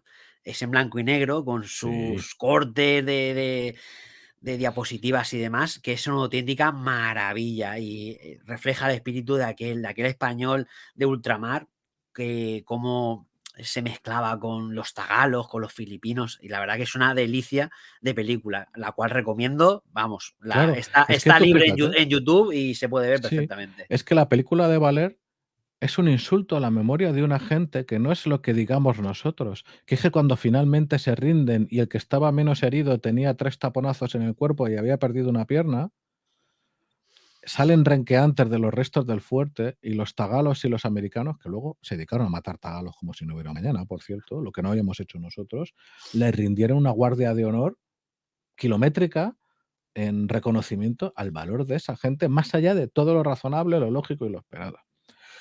Yo creo que no lo hemos perdido. Lo que comentas del no a la guerra, a ver, son circunstancias históricas, una coyuntura muy puntual, una guerra muy mal contada y que además, oiga, como decía la ministra de Exteriores, no nos olvidemos, esto es el petróleo. Claro, a los españoles no le puedes pedir que sus hijos se vayan a morir por el petróleo en vez de por defender a España. Yo entiendo, fíjate, en defender a España, cumplir nuestros compromisos internacionales. Si estamos en la OTAN, si llega el caso, Dios no lo quiera y hay una tangana, hemos firmado una cosa, los españoles somos cumplidores incluso más allá de lo que se pediría y luego no se cumple con nosotros y eso es también una constante histórica. Ah, pero por esa guerra en concreto, sí había, y tienes razón, una parte de un pacifismo exacerbado y negador de la realidad, pero también había una desconexión entre una mayoría de la población que no quería esa guerra en concreto y quienes, a pesar de todo, mantuvieron esa guerra. Yo tengo amigos que han estado en esa guerra y que lo pasaron muy mal en los poquitos meses en los que hubo tangana. Pero no lo sé, es que la historia española es de tantos siglos en los cuales una y otra vez tú piensas, desde el 36, la guerra anterior, habían pasado 60, ¿cuándo acaba? 63 años. No habíamos tenido una guerra en territorio nacional. Y antes de eso había habido 3 guerras civiles, pero había personas que habían nacido bien después de la guerra, de la tercera guerra carlista. Pues es empezar la guerra y aparte de las canalladas y de los crímenes propios de una revolución de la época, y me refiero a la imitación que se hace de los crímenes rusos en el 17-18, pues empieza una guerra entre gente que no estaba acostumbrada a guerrear y que rapidísimamente se pone en lo malo mucho, pero también en lo no criminal, a hacer la guerra. No estoy defendiendo nada, trato de describir lo mejor y más sintéticamente que puedo. El ardor guerrero es malo, porque el ardor guerrero hay una parte que hace ver la guerra como lo que no es.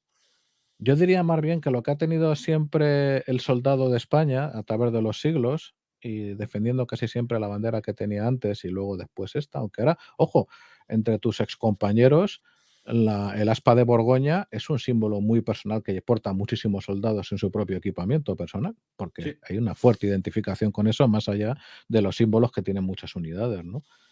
Yo creo que llegado el caso, en caso de amenaza contra, sobre todo contra nuestra integridad territorial, y también cuando haya que cumplir, no tengo ninguna duda, no solo que el militar lo haría, sino que la población lo apoyaría.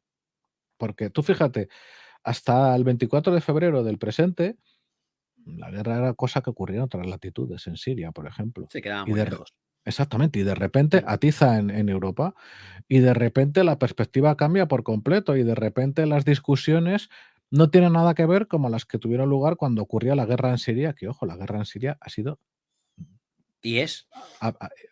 ya está muy parada, pero ha sido abismalmente peor. El Sí, bueno. gobierno de allá ha usado armas químicas contra la población, ha usado Mm. gasarín y ha usado cloro. En desgracia y oprobio eterno para el gobierno norteamericano de la época, que prometió una línea roja que luego no cumplió. Nah, Pero siendo que esta como casi guerra, siempre, ¿eh? hombre, esa vez fue tuvo unos ecos muy prolongados en Mm. el tiempo. Pero volviendo a lo que nos ha pasado, yo creo, quiero creer más bien, pero no es un capricho, que llegado el caso, desgraciadamente toca decir cuando llegue, la nación española volverá, no diga a su estado habitual, pero a un estado predecible y esperable, que es sobre todo, fíjate, no aceptar con facilidad la derrota, no bajar la cabeza. Ese viejo dicho, se crea o no en Dios, que el español solo se debe arrodillar ante Dios. Sé que suena un poco peliculero, pero es que la historia respalda todo esto. La historia no nos pone como un pueblo fácil que cuando viene un tercero a imponer su voluntad le decimos, sí, oiga, lo que usted quiera, ¿eh? Haga, haga, señor. No se nos da muy bien eso.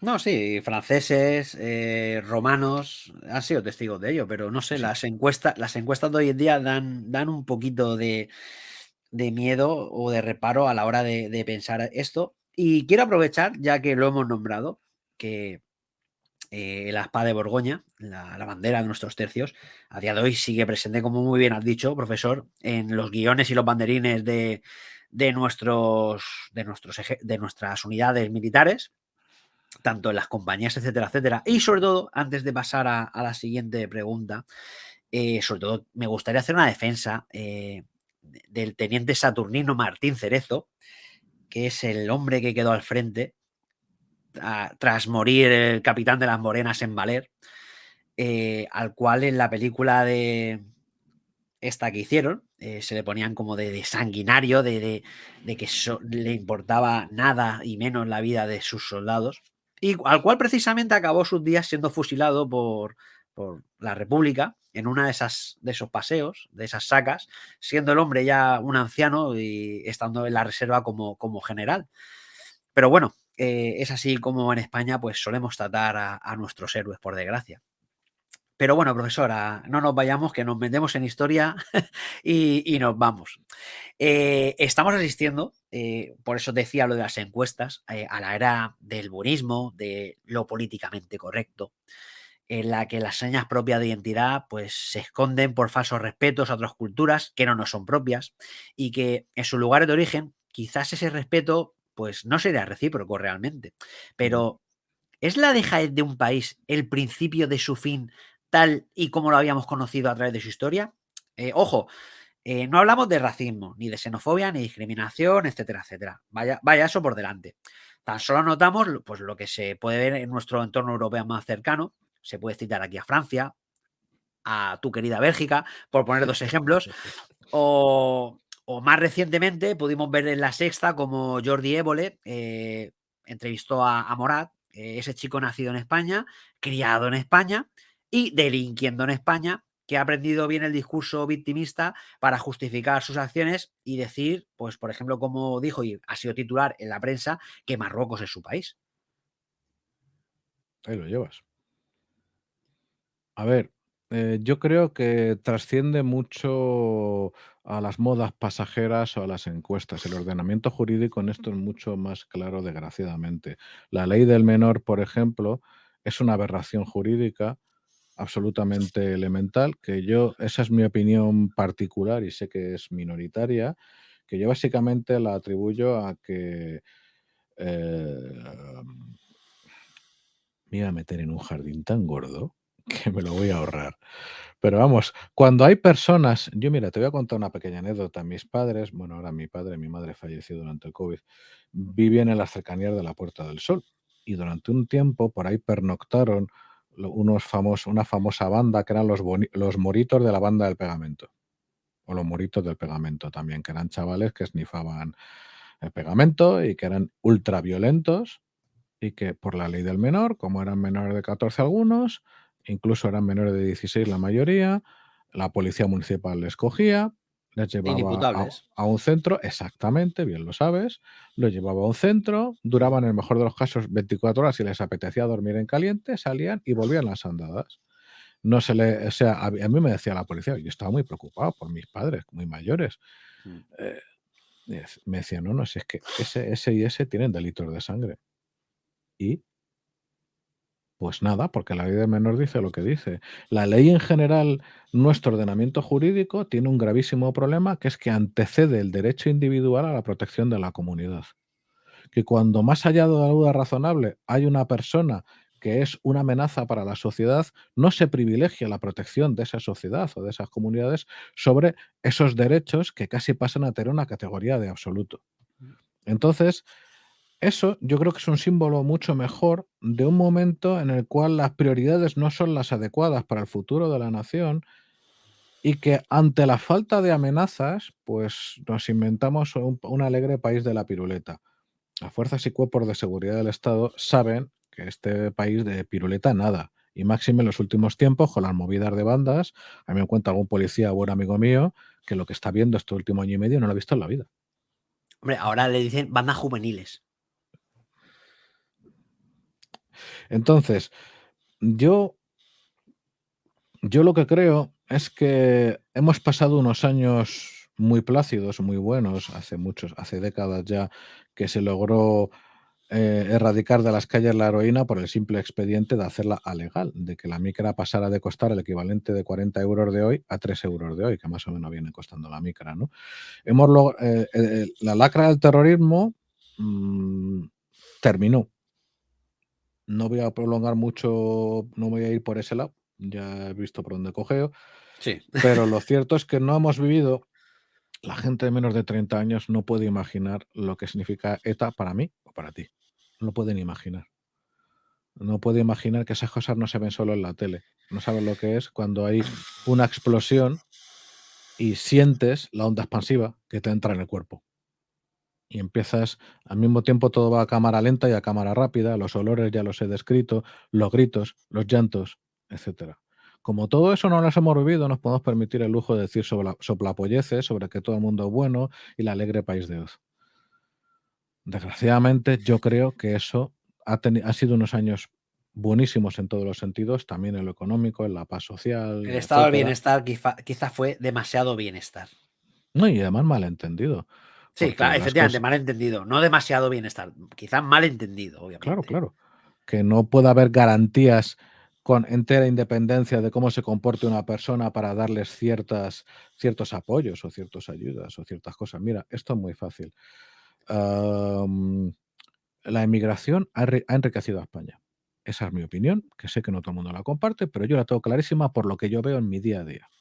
Las personas que han venido aquí a trabajar han enriquecido al país, han aportado a la seguridad social, han generado negocios, los niños se han criado en un entorno multicultural sano, y yo digo eso porque lo veo en mi casa, porque probablemente la mitad de los amigos de mis hijos o no son nacidos en España o no son de padres españoles, y eso se ha demostrado como algo bueno. Sin embargo, cuando una persona delinque, cuando una persona además no es un único delito, sino que es un historial delictivo larguísimo, que se quiera discutir siquiera que esa persona no hay que cogerla directamente, primero a la cárcel tras un proceso judicial con plenas garantías, y una vez que es la cárcel, se sale, se le pone en la frontera de su país, ahí se quedó este señor, tiene prohibido el reingreso al territorio nacional, lo que no se pueda entender que un menor de edad no acompañado hay que devolverlo a sus padres, que haya que discutir eso es una aberración. Bueno, pues ahora mismo estamos en esa situación, pero nada, mira, Heráclito lo decía, nada es permanente, todo fluye. Pues esto va a fluir hacia otra cosa. A mí me gustaría pensar que no va a fluir hacia algo realmente malo, que no vamos a caer en una catástrofe de la que tengamos que lamentarnos mucho, pero esta situación no se mantiene indefinidamente. Claro, si el problema es que nadie podía pensar en que fuese a pasar nada tan solo hace 30 y pocos días, hace un mes. Ujú. Y hoy en día es una posibilidad más que real. Ese es el problema. Por eso lo de el lanzarnos a hacer esto bueno, ¿y si llega aquí? Si llega a las puertas de tu casa. Pero bueno, entrando, profesor, en el terreno, perdón, de la utopía, pues quizá algo tan nimio que, o tan grande que yo creo que haría explotar el Congreso de los Diputados y a la mitad de sus señorías. Pero, por otro lado, quizás pudiese crear un sentimiento de unidad, esa que tanto se pide, obviamente, escuchamos al señor presidente del gobierno, Pedro Sánchez, hablar de unidad, de España, sería, por ejemplo, y ahí lo dejamos, el comenzar las jornadas lectivas en los centros educativos nacionales con un izado de bandera al son del himno nacional. Ha habido propuestas y han generado gran ofensa y ira y cólera. Que haya ofensa e ira porque suena el himno nacional solo indica que solo apunta al problema de quien lo tiene. Quiero decir, tenemos un problema, fíjate, de fondo que algún día habría que solucionar poniéndole letra al himno nacional. El himno nacional es el que es de hace mucho tiempo, pero por nuestros avatares históricos pues no tuvimos a bien ponerle letra. Yo creo que la Bueno, letra de Pemán, está la de José María Pemán. te le iba a decir, pero además tiene dos, la del 28 y la del 42. Y la del 28 es una letra que ofende de manera incomprensible, porque dice algo así como, ¿cómo es? Es que tengo que cantarla. Viva España, alzad la frente, hijos del pueblo español que vuelve a resurgir. No, Gloria al... esa es la del 40 No, y... porque la del 42 dice alzar los brazos. Ah, bueno, sí, La del bueno, 28 cambió, dice alzar la frente, hijos del pueblo español, dice que alzar vuelva la a frente resurgir. después del 98 y todo eso, que vuelva a resurgir. Gloria a la patria que supo, que supo seguir por el azul del mar el caminar del sol. Sí, Es muy bonita. ¿Cuál es es el preciosa, puñetero problema? preciosa. Sí, sí, O sí, sea, sí. que tú me dices que algo, una letra que Pemán modifica, o no me acuerdo si fue Pemán y otro en el 42, no se acepta porque estaba gobernando Franco. Venga, vale. Pero oiga, ¿sabe usted una cosa?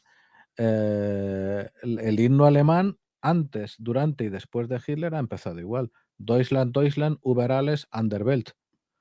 Alemania, Alemania, sobre todo y sobre todos, o algo así en el mundo. Sí, sí, por encima de todo, o algo así viene a ser la traducción, sí, sí. Pues oiga, que estos señores sabían que había Alemania antes de Hitler y después de Hitler. Que no pongamos la letra del 42, vale. Pero oiga, entre una letra que tenga grandiosidad, que tenga grandilocuencia en el buen sentido, o una letra un poco chupi, como ha habido alguna propuesta reciente, es que. Claro, pero es que si no, ¿qué haces? Pues como en los estadios de fútbol. Tío, Sí, no el Lolo sé, Lolo. el Lolo Lolo, que da, a mí, la verdad, me da un poco de vergüenza ajena. Porque, ¿qué representa? Hablamos español, entonces si digo Lolo Lolo, pues me siento como Maciel. Oye, igual ganamos algo. No No, lo sé. pero sí, obviamente sí, partiendo de la base, como muy bien ha comentado, de que no tenemos letra del himno nacional, ya me ha hecho pensar, digo, es que ya no sé ni siquiera, porque yo recuerdo de mi época, yo soy del antiguo plan de la EGB y nuestra clase estaba presidida por el retrato de Su Majestad a los Reyes de España, y es que yo ya no sé ni siquiera si están hoy en día en las aulas. No tengo ni idea. No, me imagino que no, por no eres sentimiento de si algún niño es de padres o madres republicanos. Me imagino que no estarán. Igual han sustituido por algún presidente autonómico. En algunas regiones no me cabe la menor duda. Pero ¿sabes lo que pasa en Francia? Con todas las discrepancias que podemos tener, las fricciones históricas, que hay aliados leales, aliados cuestionables y luego está Francia. Vale, pero hay cosas que mirarse en ese espejo y oiga, que ellos tienen clara unas prioridades que nosotros no tenemos. Primero Francia, no hay ninguna duda. Sí. Ojo, Italia igual, ¿eh? En Primero Italia, sí, sí, en Perejil lo vimos. exactamente. En Perejil se pusieron de Eso, lado. No es que no se pusiesen de lado, es que le echaron así el bracito a Marruecos por encima y efectivamente, nos pero, apagaron los satélites. o sí, pero fíjate que la Marsellesa, siendo además que es una canción terrorista, Pero porque vamos, te habla de totalmente. unos eventos realmente chungos y violentos, pero bueno, pues que son su origen nacional, pues la siguen cantando. Y cuando Sí, sí, sí. Macron le han echado en cara algunas cosas, a un chaval se le ha puesto a insultarle, le ha dicho, ojo, tú a mí me puedes insultar cuando no esté en calidad de presidente, pero cuando estoy como presidente, insultas a la presidencia y insultas al país que son más grandes que tú y que yo. Cuando tú escuchas algo así, cuando ves a los franceses que cantan todo la marsellesa en los actos, que se quedan todos quietos, pues nos indica que ellos tienen un camino que, fíjate, además, tanto que hablamos de respetos y demás, en Francia básicamente casi se ha acabado con las lenguas que no sean el francés de la Île-de-France. La identidad regional, pues que se lo digan a los A los catalanes del corsos. Rosselló, a Ah, los bueno. corsos o a los vascos de cómo se llamen las dos provincias vascas de Francia, pero ellos tienen muy claro su identidad, hasta incluso excesivamente claro por algunas cosas, pero luego, fíjate, cuando ha habido que sacar a las Fuerzas Armadas por esas oleadas terroristas tan horribles que han tenido, la gente las recibía como las debían recibir. Yo creo que hay espejos distintos en los que tenemos que mirarnos en lo positivo, sin caer tampoco en dar este pendulazo, que eso sí que es español hasta la náusea, de ir de Guatemala hasta Guatepeor, de calvo a tres pelucas y nunca sin el terreno intermedio. El terreno intermedio aquí es España es de todos. España es previa a todos. España nos sucederá a todos cuando ya estemos muertos. No hay nadie más español que otro, tenga las ideas que tenga. Somos todos sus hijos. Y estas cosas tan sencillas, unos tienen que entender que la bandera no es solo suya, que la lleven con orgullo, pero otros no me tienen que decir a mí que cuando voy con mi mochila llevo mi bandera española en la mochila, Lo único que pueden decidir es si ellos la llevan o no, por los motivos que tengan siempre respetables. Pero no me pueden decir a mí nada, porque tú fíjate, cuando yo saque una bandera, por el motivo que sea, de mis balcones cuelgan 2 banderas españolas, concretamente además lo diré, desde el 17. eh, yo no le digo a nadie lo que tiene que hacer. Yo vivo en un país como ciudadano respetuoso de la ley. Yo no digo que esa bandera sea mía, o mejor dicho, solo mía. Yo digo que como es mía, yo la saco con el respeto que merece. Si una parte de la población española dejara de sentirse incómoda con los símbolos, si todo el mundo viera, encontrar inaceptable que se pite a Su Majestad el Rey en estadios de fútbol, porque no se pita a Felipe de Borbón y Grecia, se pita a la institución y al símbolo que representa dentro de España, o al himno igualmente, eso solo es para algo bueno. Quiero decir, mm, yo creo que el gran paso que necesitamos, incluso antes de la cultura de defensa, es que todos, sin excepción, al menos los que nos consideramos españoles, que antecedamos primero a la patria, que recuperemos esa idea de la patria antes de cualquier otra consideración.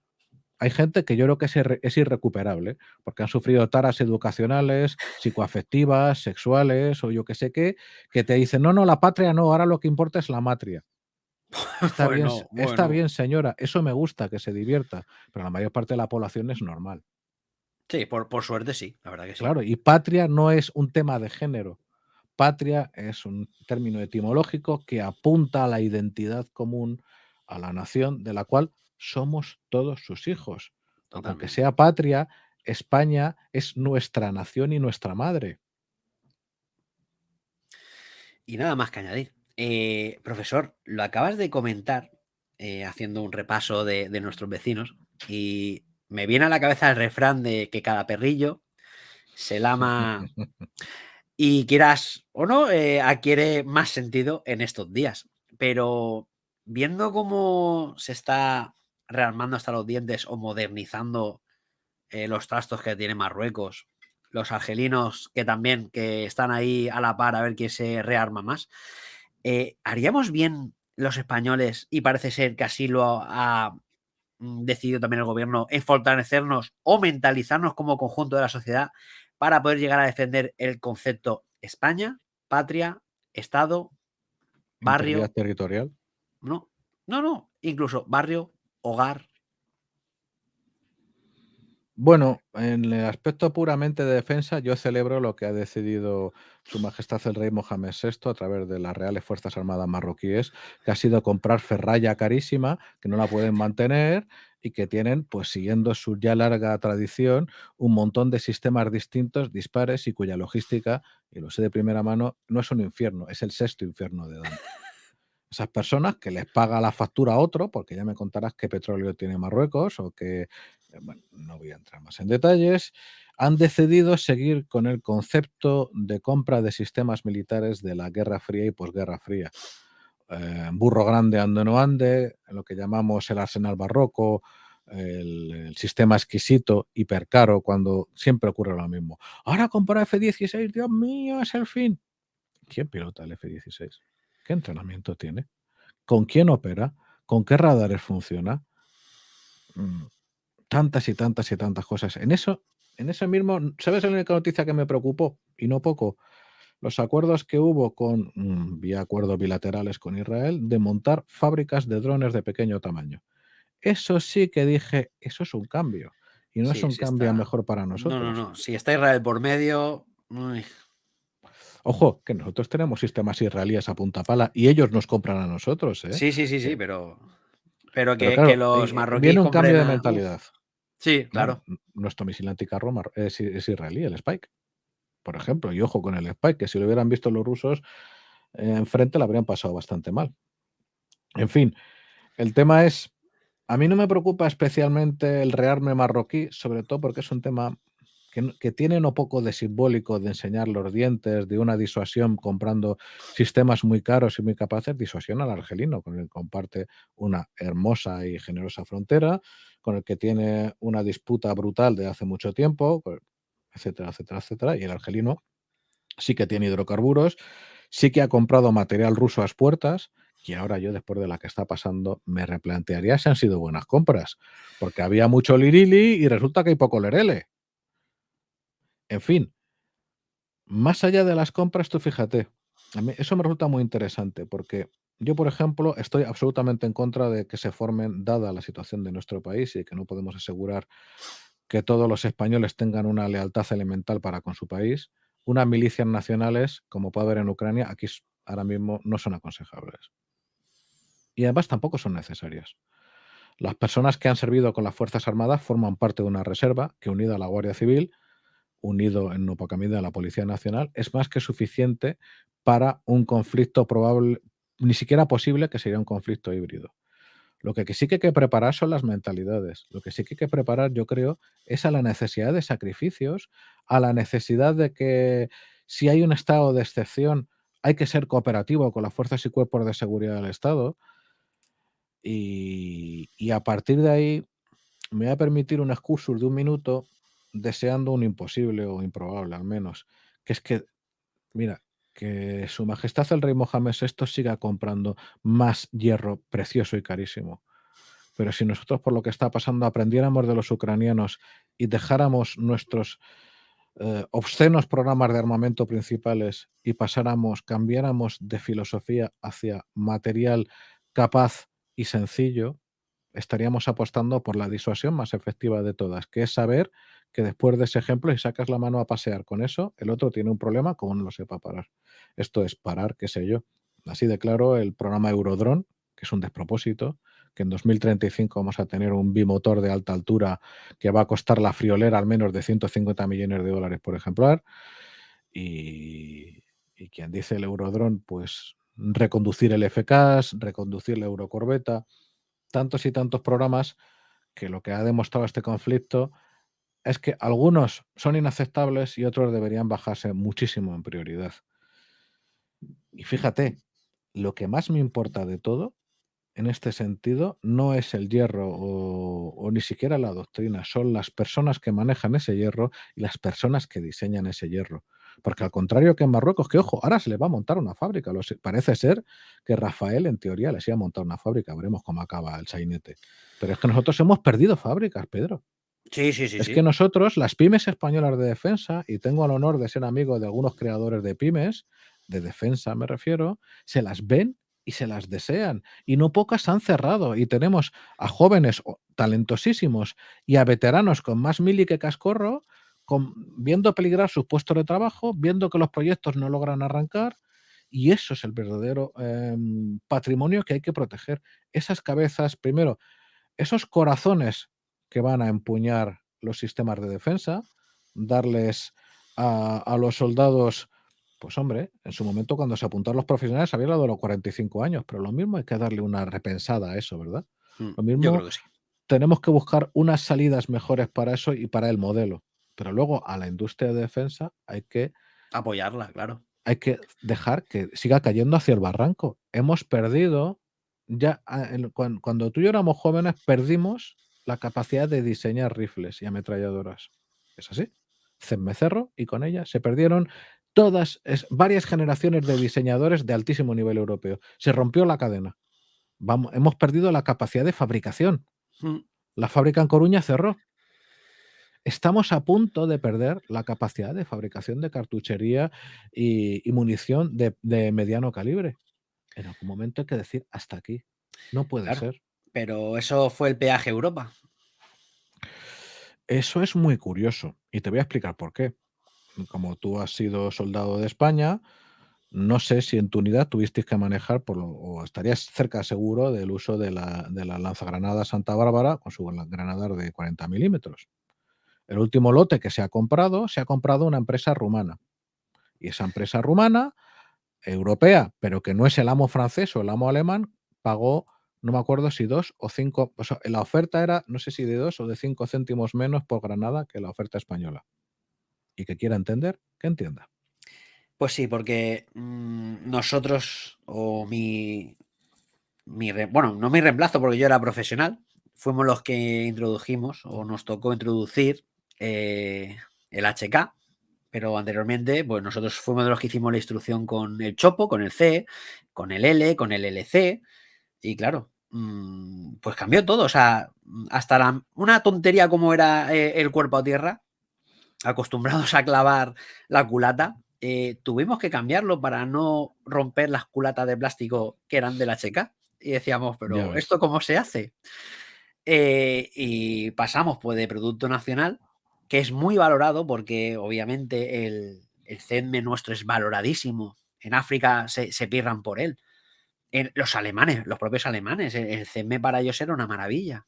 Y bueno, pues ahí tenemos el HK y estamos subordinados, como bien has dicho, a perder nuestra industria militar en pos de fábricas, pues eso, israelíes, francesas, alemanas. En fin. Profesor, este te va a sonar, este autor. Pluvio Flavio, en su Epitoma Rei Militaris, ya decía ya por el siglo IV después de Cristo aquello de sis vis pacem para bellum. Están locos esos romanos. Bueno, Roma era una civilización bastante psicopática, porque tenía una cosa que solo el cristianismo le libró de ella, que era el circo. Era una economía esclavista y por donde aquellos sitios por donde pasó, arrasó que ni los unos. Tenemos la imagen del romano como una civilización espléndida, la ingeniería, el derecho, y no recordamos de las despoblaciones que hizo en España, de las increíbles matanzas que hizo, de las destrucciones medioambientales que todavía siguen en las médulas, si no me equivoco el nombre, en León, por ejemplo. Pero bueno, pues con todo, lo que malos que podían ser para los demás, para ellos, pues funcionaron particularmente bien. Un imperio de 7 siglos, más luego lo que duró Bizancio. Y eran unas gentes, el civis pacem para bellum era un principio esencialmente práctico como todo lo que tuviera que ver con la milicia romana. Piensa que, por ejemplo, cada vez que encontraban algo mejor de lo que ellos tenían, lo adoptaban, lo copiaban sin pestañear. El Claro. Gladius Hispanicus, la espada romana, la ven en Iberia con nuestros antepasados y dicen, esto mola más que mi mierda. A tomar mi espada, empiezan a copiar lo que tienen ellos. Entonces, toda esa practicidad que iba en todos los órdenes de la vida práctica, de la organización de la legión, del funcionamiento de la legión, se ve reflejado en esa realidad. Al mismo tiempo, de otra manera, porque mientras ellos mantuvieron que su realidad básicamente era la guerra, para desgracia del resto de sus vecinos, le fue pirata, cuando dejaron de la guerra fuera el motor de su acción, ya no le fue tan pirata. Pero por otra parte, era un tema muy práctico, esencialmente práctico. La única forma que podían estar seguros era tener la completa seguridad de cuando hubiera amenaza de dejar de estarlo, iban a responder. Pretender lo contrario, decir si vis pacem el mundo está lleno de flores y de colorines, mala idea, muy mala idea. No funciona así. Ninguna nación, bueno, es que de hecho no ha habido una nación pacifista, no existe tal cosa. Puede haber grupos humanos que no tienen un alto grado de conflicto, de hecho que tienen bajo grado de conflicto intergrupal, porque viven en un puñetero desierto, ya sea polar, ya sea africano. Por ejemplo, los bosquimanos pues son gente razonablemente pacífica que solo se matan por un quítame ya estos cuernos o por un cabreo de lo que fuera, porque el ser humano pues tiene esas cosas. Lo mismo que el Claro. esquimal, pero es que no tienes a un vecino al lado al que robarle nada. Vives en un desierto blanco o en un desierto amarillo. ¿Qué vas a robar? Arena, hielo, pero cuando en el resto del mundo la humanidad, como herederos que somos de unos simios particularmente chungos y siniestros, pues hemos mantenido eso centuplicado por la cultura. Y entonces, negar eso es negar la realidad del ser humano. Lo bueno es que nuestra especie ha evolucionado. Desde tiempos romanos hemos dejado de escabechar gente en las plazas. Desde tiempos de la Edad Media no se ejecuta a la gente de maneras horripilantes. Ha habido una evolución constante, de tal manera que cuando ahora se habla, lo estaba comentando ayer precisamente, es que esta época es la peor de la historia. Pues quien dice eso es una persona amargada que no sé si debería plantearse su futuro como donante de órganos instantáneos, porque es que no tiene más utilidad. La época que estamos viviendo es la de menor mortalidad violenta de la historia. No conocemos nada por el estilo. Cuando se habla... Mira, me tiene otro jardín que me lo he evitado así. He hecho un esquive muy rápido. En todos los órdenes de convivencia, de riqueza material, de acceso a la educación, de respeto medioambiental. No hemos conocido nada parecido. Mantener esto es importante. Para mantenerlo implica, en el orden normal de las cosas, respetar las reglas del juego, cumplir y hacer cumplir el ordenamiento jurídico, más allá de ahí, convivir como ciudadanos de una sociedad libre y democrática, y si alguien no piensa lo mismo y quiere imponer esa otra forma de ver las cosas, antes de que lo intente imponer, tiene que tener claro que las consecuencias son catastróficas para él, que es una pésima idea. Si tú tienes si vis pacem para bellum es disuasión efectiva, en todos los órdenes. Si me tocas las narices, sábete que las consecuencias son esta y esta. No te conviene, es muy tonto. Y funciona. Pero parte de eso implica que en un momento, y con esto voy a hacer un ejemplo muy rápido, imaginemos que la sucesión de Su Majestad el Rey Mohamed VI no es placentera ni liviana y ocurre una desgracia histórica, un suceso altamente improbable, que hay peleas entre facciones, que ha ocurrido antes un evento singular, que no entraré en detalle porque la gente no piense mal de mí, y que incluso en vida de Su Majestad, que hay una crisis climática o climática alimentaria, y ojo con el trigo ucraniano y ruso y el norte de África este verano, y que la población del Rif y más al sur se levanta, y que el gobierno marroquí cae, y que en su lugar hay un gobierno revolucionario del corte que sea, que siendo en la zona que es solo puede ser de uno, y que constituye una amenaza que ahora mismo no es el gobierno de Su Majestad el Rey Mohamed VI. Muy bien. Actualmente, por mucho que haya laracas, dimes, diretes y tal, no se pasa de ciertos límites desde el 75, muy poquito antes de la muerte de Francisco Franco. Si viniera ese gobierno revolucionario, lo que tiene que tener claro es que si huye hacia adelante y quiere poner en peligro la integridad territorial, las vidas o las haciendas de los españoles, el resultado va a ser catastrófico. El resultado va a ser, si haces esto, vamos a ir a por ti y no vas a tener dónde esconderte. Así que pase lo que pase, si llega que tú has ganado la revolución y has ganado y eres el nuevo gobernante de Marruecos, enhorabuena, confiemos en restablecer relaciones diplomáticas. Haga usted, caballero, pero ojo con lo que va a hacer, porque que no le quepa la menor duda que Que le va a caer muerdo. las del pulpo. Ojo, exacto. Y una cosa, yo no sé, porque detrás de los cambios que ha habido de relación con Marruecos y la posición respecto al Sáhara y demás, que daría para otro programa, hay dimes y diretes sobre la posición americana, que es el aliado más fiel de Marruecos por motivos muy complejos. Y que parece ser que finalmente puede que se desbloquee esa situación aberrante, que es que el Tratado del Atlántico Norte, en su artículo 5, no cubra el territorio de Ceuta, Melilla y Las Plazas. Que eso originalmente hay que recordar que ocurrió porque Estados Unidos no quería que Argelia estuviera cubierta por el tratado, pero que era una situación histórica del año 62, que no habíamos nacido ni tú ni yo. Y que ahora mismo, dado que estamos cumpliendo con la OTAN como campeones, que estamos quemando horas de nuestra Fuerza Aérea en las Baltic Policy, que estamos moviendo a nuestra gente para allá, que hay una serie de gastos, una serie de sacrificios, pues coño, que cubran todo el territorio nacional, incluido Ceuta, Melilla y Las Plazas.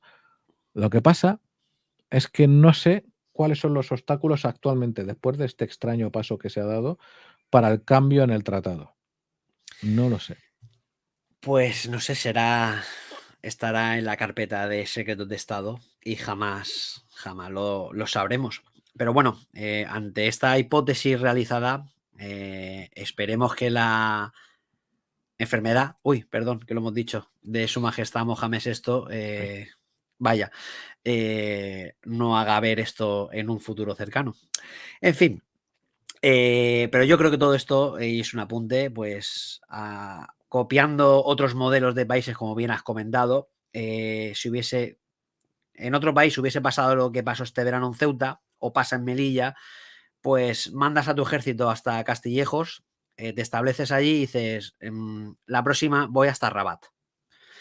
Y se acaba. Pero bueno, somos España, somos, como decía Rajoy, muy españoles y así estamos. Hombre, eso, Doctor, permíteme que te haga un pequeño inciso, habría sido una pésima idea. Sí, sería pésima idea, No, pero pero pésima idea porque habríamos puesto en riesgo innecesario a la vida de los soldados de España. En su lugar, cuando ha pasado eso, habría otros métodos disuasivos muchísimo más efectivos, como por ejemplo, ¿quiere pasar un camión marroquí por España? Lo primero, que de manera indefinida va a tener este ticket, pero de momento cerramos las fronteras, aquí no pasa ni Dios.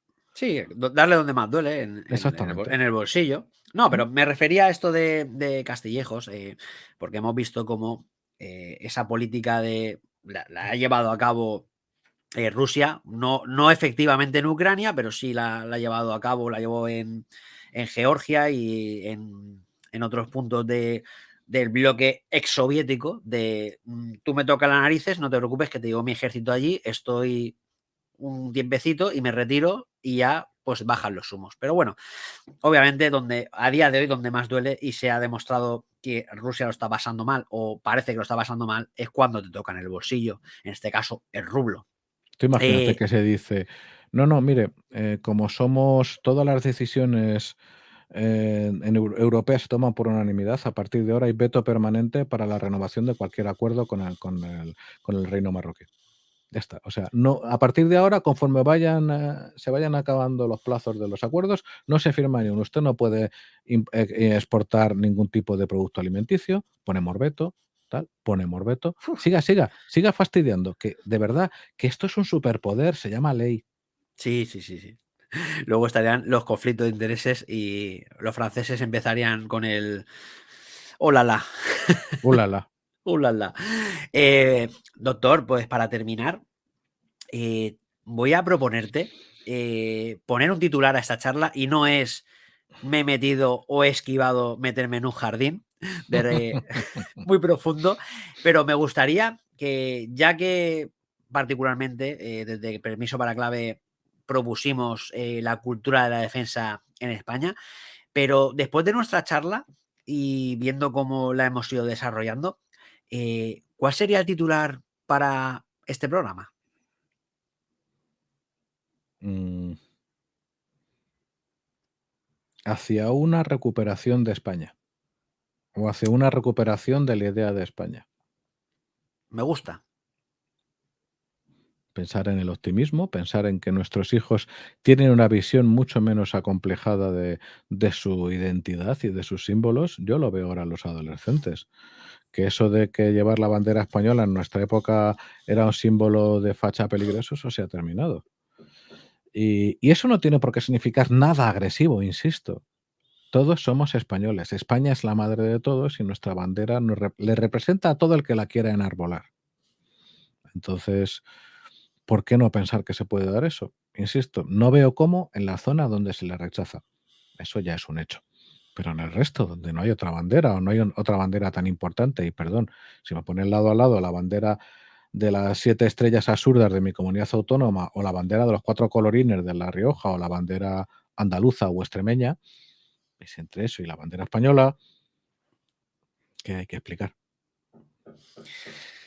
No debería, no debería. Pero bueno, pues nos quedamos con ese concepto, esa idea, a la que obviamente pues nos sumamos y ojalá lleguemos al punto en el que no esté vetado o mal visto llevar nuestra enseña nacional y nuestra cultura a cualquier rincón de la piel de toro. Así es. Profesor Juan Luis Chulilla, doctor, muchísimas gracias como siempre, un honor y un placer haber aprendido hoy de nuevo contigo. Pues oye, no es solo el gusto, sino el honor ha sido mío, porque este tipo de programas me motivan especialmente, porque poder hablar de forma calmada, excepto cuando se toca hablar de ETA, que entonces se acaba la calma, sobre temas que para mí son esenciales, siempre son una enorme oportunidad y me gustaría aprovecharla para recomendaros un canal con el que, bueno, y una asociación. La asociación se llama Misión Hispana y el canal suyo en YouTube, ella es una asociación legal, se llama también Misión Hispana. Y es una asociación que lo que busca es ir todavía más allá. Lo que busca es recuperar el pasado para con él recuperar el futuro. Recuperar los elementos esenciales de identidad, no solo de España, sino de la totalidad de la hispanidad de la cual formamos parte, del resto de la hispanidad, que fundamentalmente son las otras 20 naciones hermanas. Y bueno, pues de momento somos un grupo pequeñito de civiles y de militares y estamos tratando de llevar a cabo con medios muy modestos una labor divulgativa de todo lo mucho y lo bueno y lo grande y lo positivo que ha tenido nuestra, hay que decirlo, nuestra civilización hispana. En ese sentido, yo les recomiendo, la verdad, ha salido una serie de programas muy buenos entrevistando autores, entrevistando a personas de otras asociaciones, tanto españoles como también, y nos importa muchísimo, del otro lado del Atlántico. Y aparte del canal de YouTube, si quieren, bueno, la propia web se llama www.misionhispana.es y el canal y en Twitter tenemos en Twitter y en Instagram y en Facebook cuentas muy activas donde una cosa muy chula, porque con las pildoritas de Twitter damos a conocer mujeres de la hispanidad, científicos de la hispanidad, Qué bueno. centenarios de todas las ciudades hispanas en todas las latitudes del mundo. Qué Todo bueno. hechos positivos porque, y con esto acabo, hay muchísimo de lo que sentirnos orgullosos. No fuimos santos, pero si comparas nuestra labor civilizatoria y creadora, la labor de los antepasados de los que viven en México, o en Perú, o en Ecuador, o en Colombia, o en Venezuela, o en Argentina, con la de los antepasados de los norteamericanos, pues oiga, yo he trabajado en Lima. En Lima yo destacaba, no siendo particularmente muy blanquito, porque básicamente era el único con mis rasgos en muchísimos lados. Yo estaba en un barrio trabajador y todo el mundo era descendiente, pues probablemente de españoles y seguramente de la gente de allá originaria. El mestizaje que hubo a lo largo de todas esas tierras, mira, pues que tampoco quiero robar mucho más tiempo, pero el barroco peruano es un prodigio cultural Maravilloso. Sí, sí, sí, sí. que está todavía por descubrir para buena parte de los españoles. El barroco bostoniano, ¿dónde está? Con las lenguas que habría en su lugar en Boston, que ni sé cuáles son, porque no quedan hablantes de los originales, pero cuando llega allí la gente y en 30 años tienes compositores nativos cantando en quechua y en aymara las alabanzas de esa nueva religión que no exigía el sacrificio de niños pequeños y que cantan en pie de igualdad y que sus nobles son nobles de la corona española, que llegamos luego hasta época moderna, donde el duque de Ahumada y conde de Moctezuma, descendiente de ese señor Totalmente. Moctezuma, funda la puñetera Guardia Civil. ¿Dónde hay un Totalmente. Es muy noble grande. indio que sea noble inglés? ¿Dónde hay un noble argelino que sea noble francés? Somos diferentes y hay que estar orgulloso de todo lo bueno sin negar los errores y hasta los crímenes. Pero oiga, es que hay que ponerlo en su contexto y asumir que lo que se hizo fue algo muy grande y que merece su recuperación. Totalmente. Y nos unimos a ese deseo y os animamos a todos a que os unáis a esos canales. Y como le decía la Pepa, españoles es la reunión, o sea, España es la unión de los españoles de ambos lados del océano. Profesor, lo dicho, un placer, un honor, mi admirado amigo, y volveremos a contar contigo y Cuando te queráis. robaremos más tiempo. Un abrazo y hasta la próxima. Hasta luego. Gracias. Y hasta aquí una nueva entrega de Permiso para Clave. Puedes encontrarnos en formato podcast en iVoox, Spotify y Google Podcast. Síguenos para estar al tanto de nuestras novedades en Twitter en @permisoclave y en Facebook y en Instagram en Permiso para Clave. Si quieres participar y comentar más activamente, la comunidad de Telegram de Permiso para Clave es tu sitio, así que ya sabes, únete. Y recuerda, el próximo viernes volvemos con más contenido de estreno en nuestro canal de YouTube, así que ya sabéis, darle a like y suscribirse que nos ayudáis un montón, y en Twitch para directos intersemanales. Y como siempre decimos, buen servicio a todos y cuidado ahí fuera.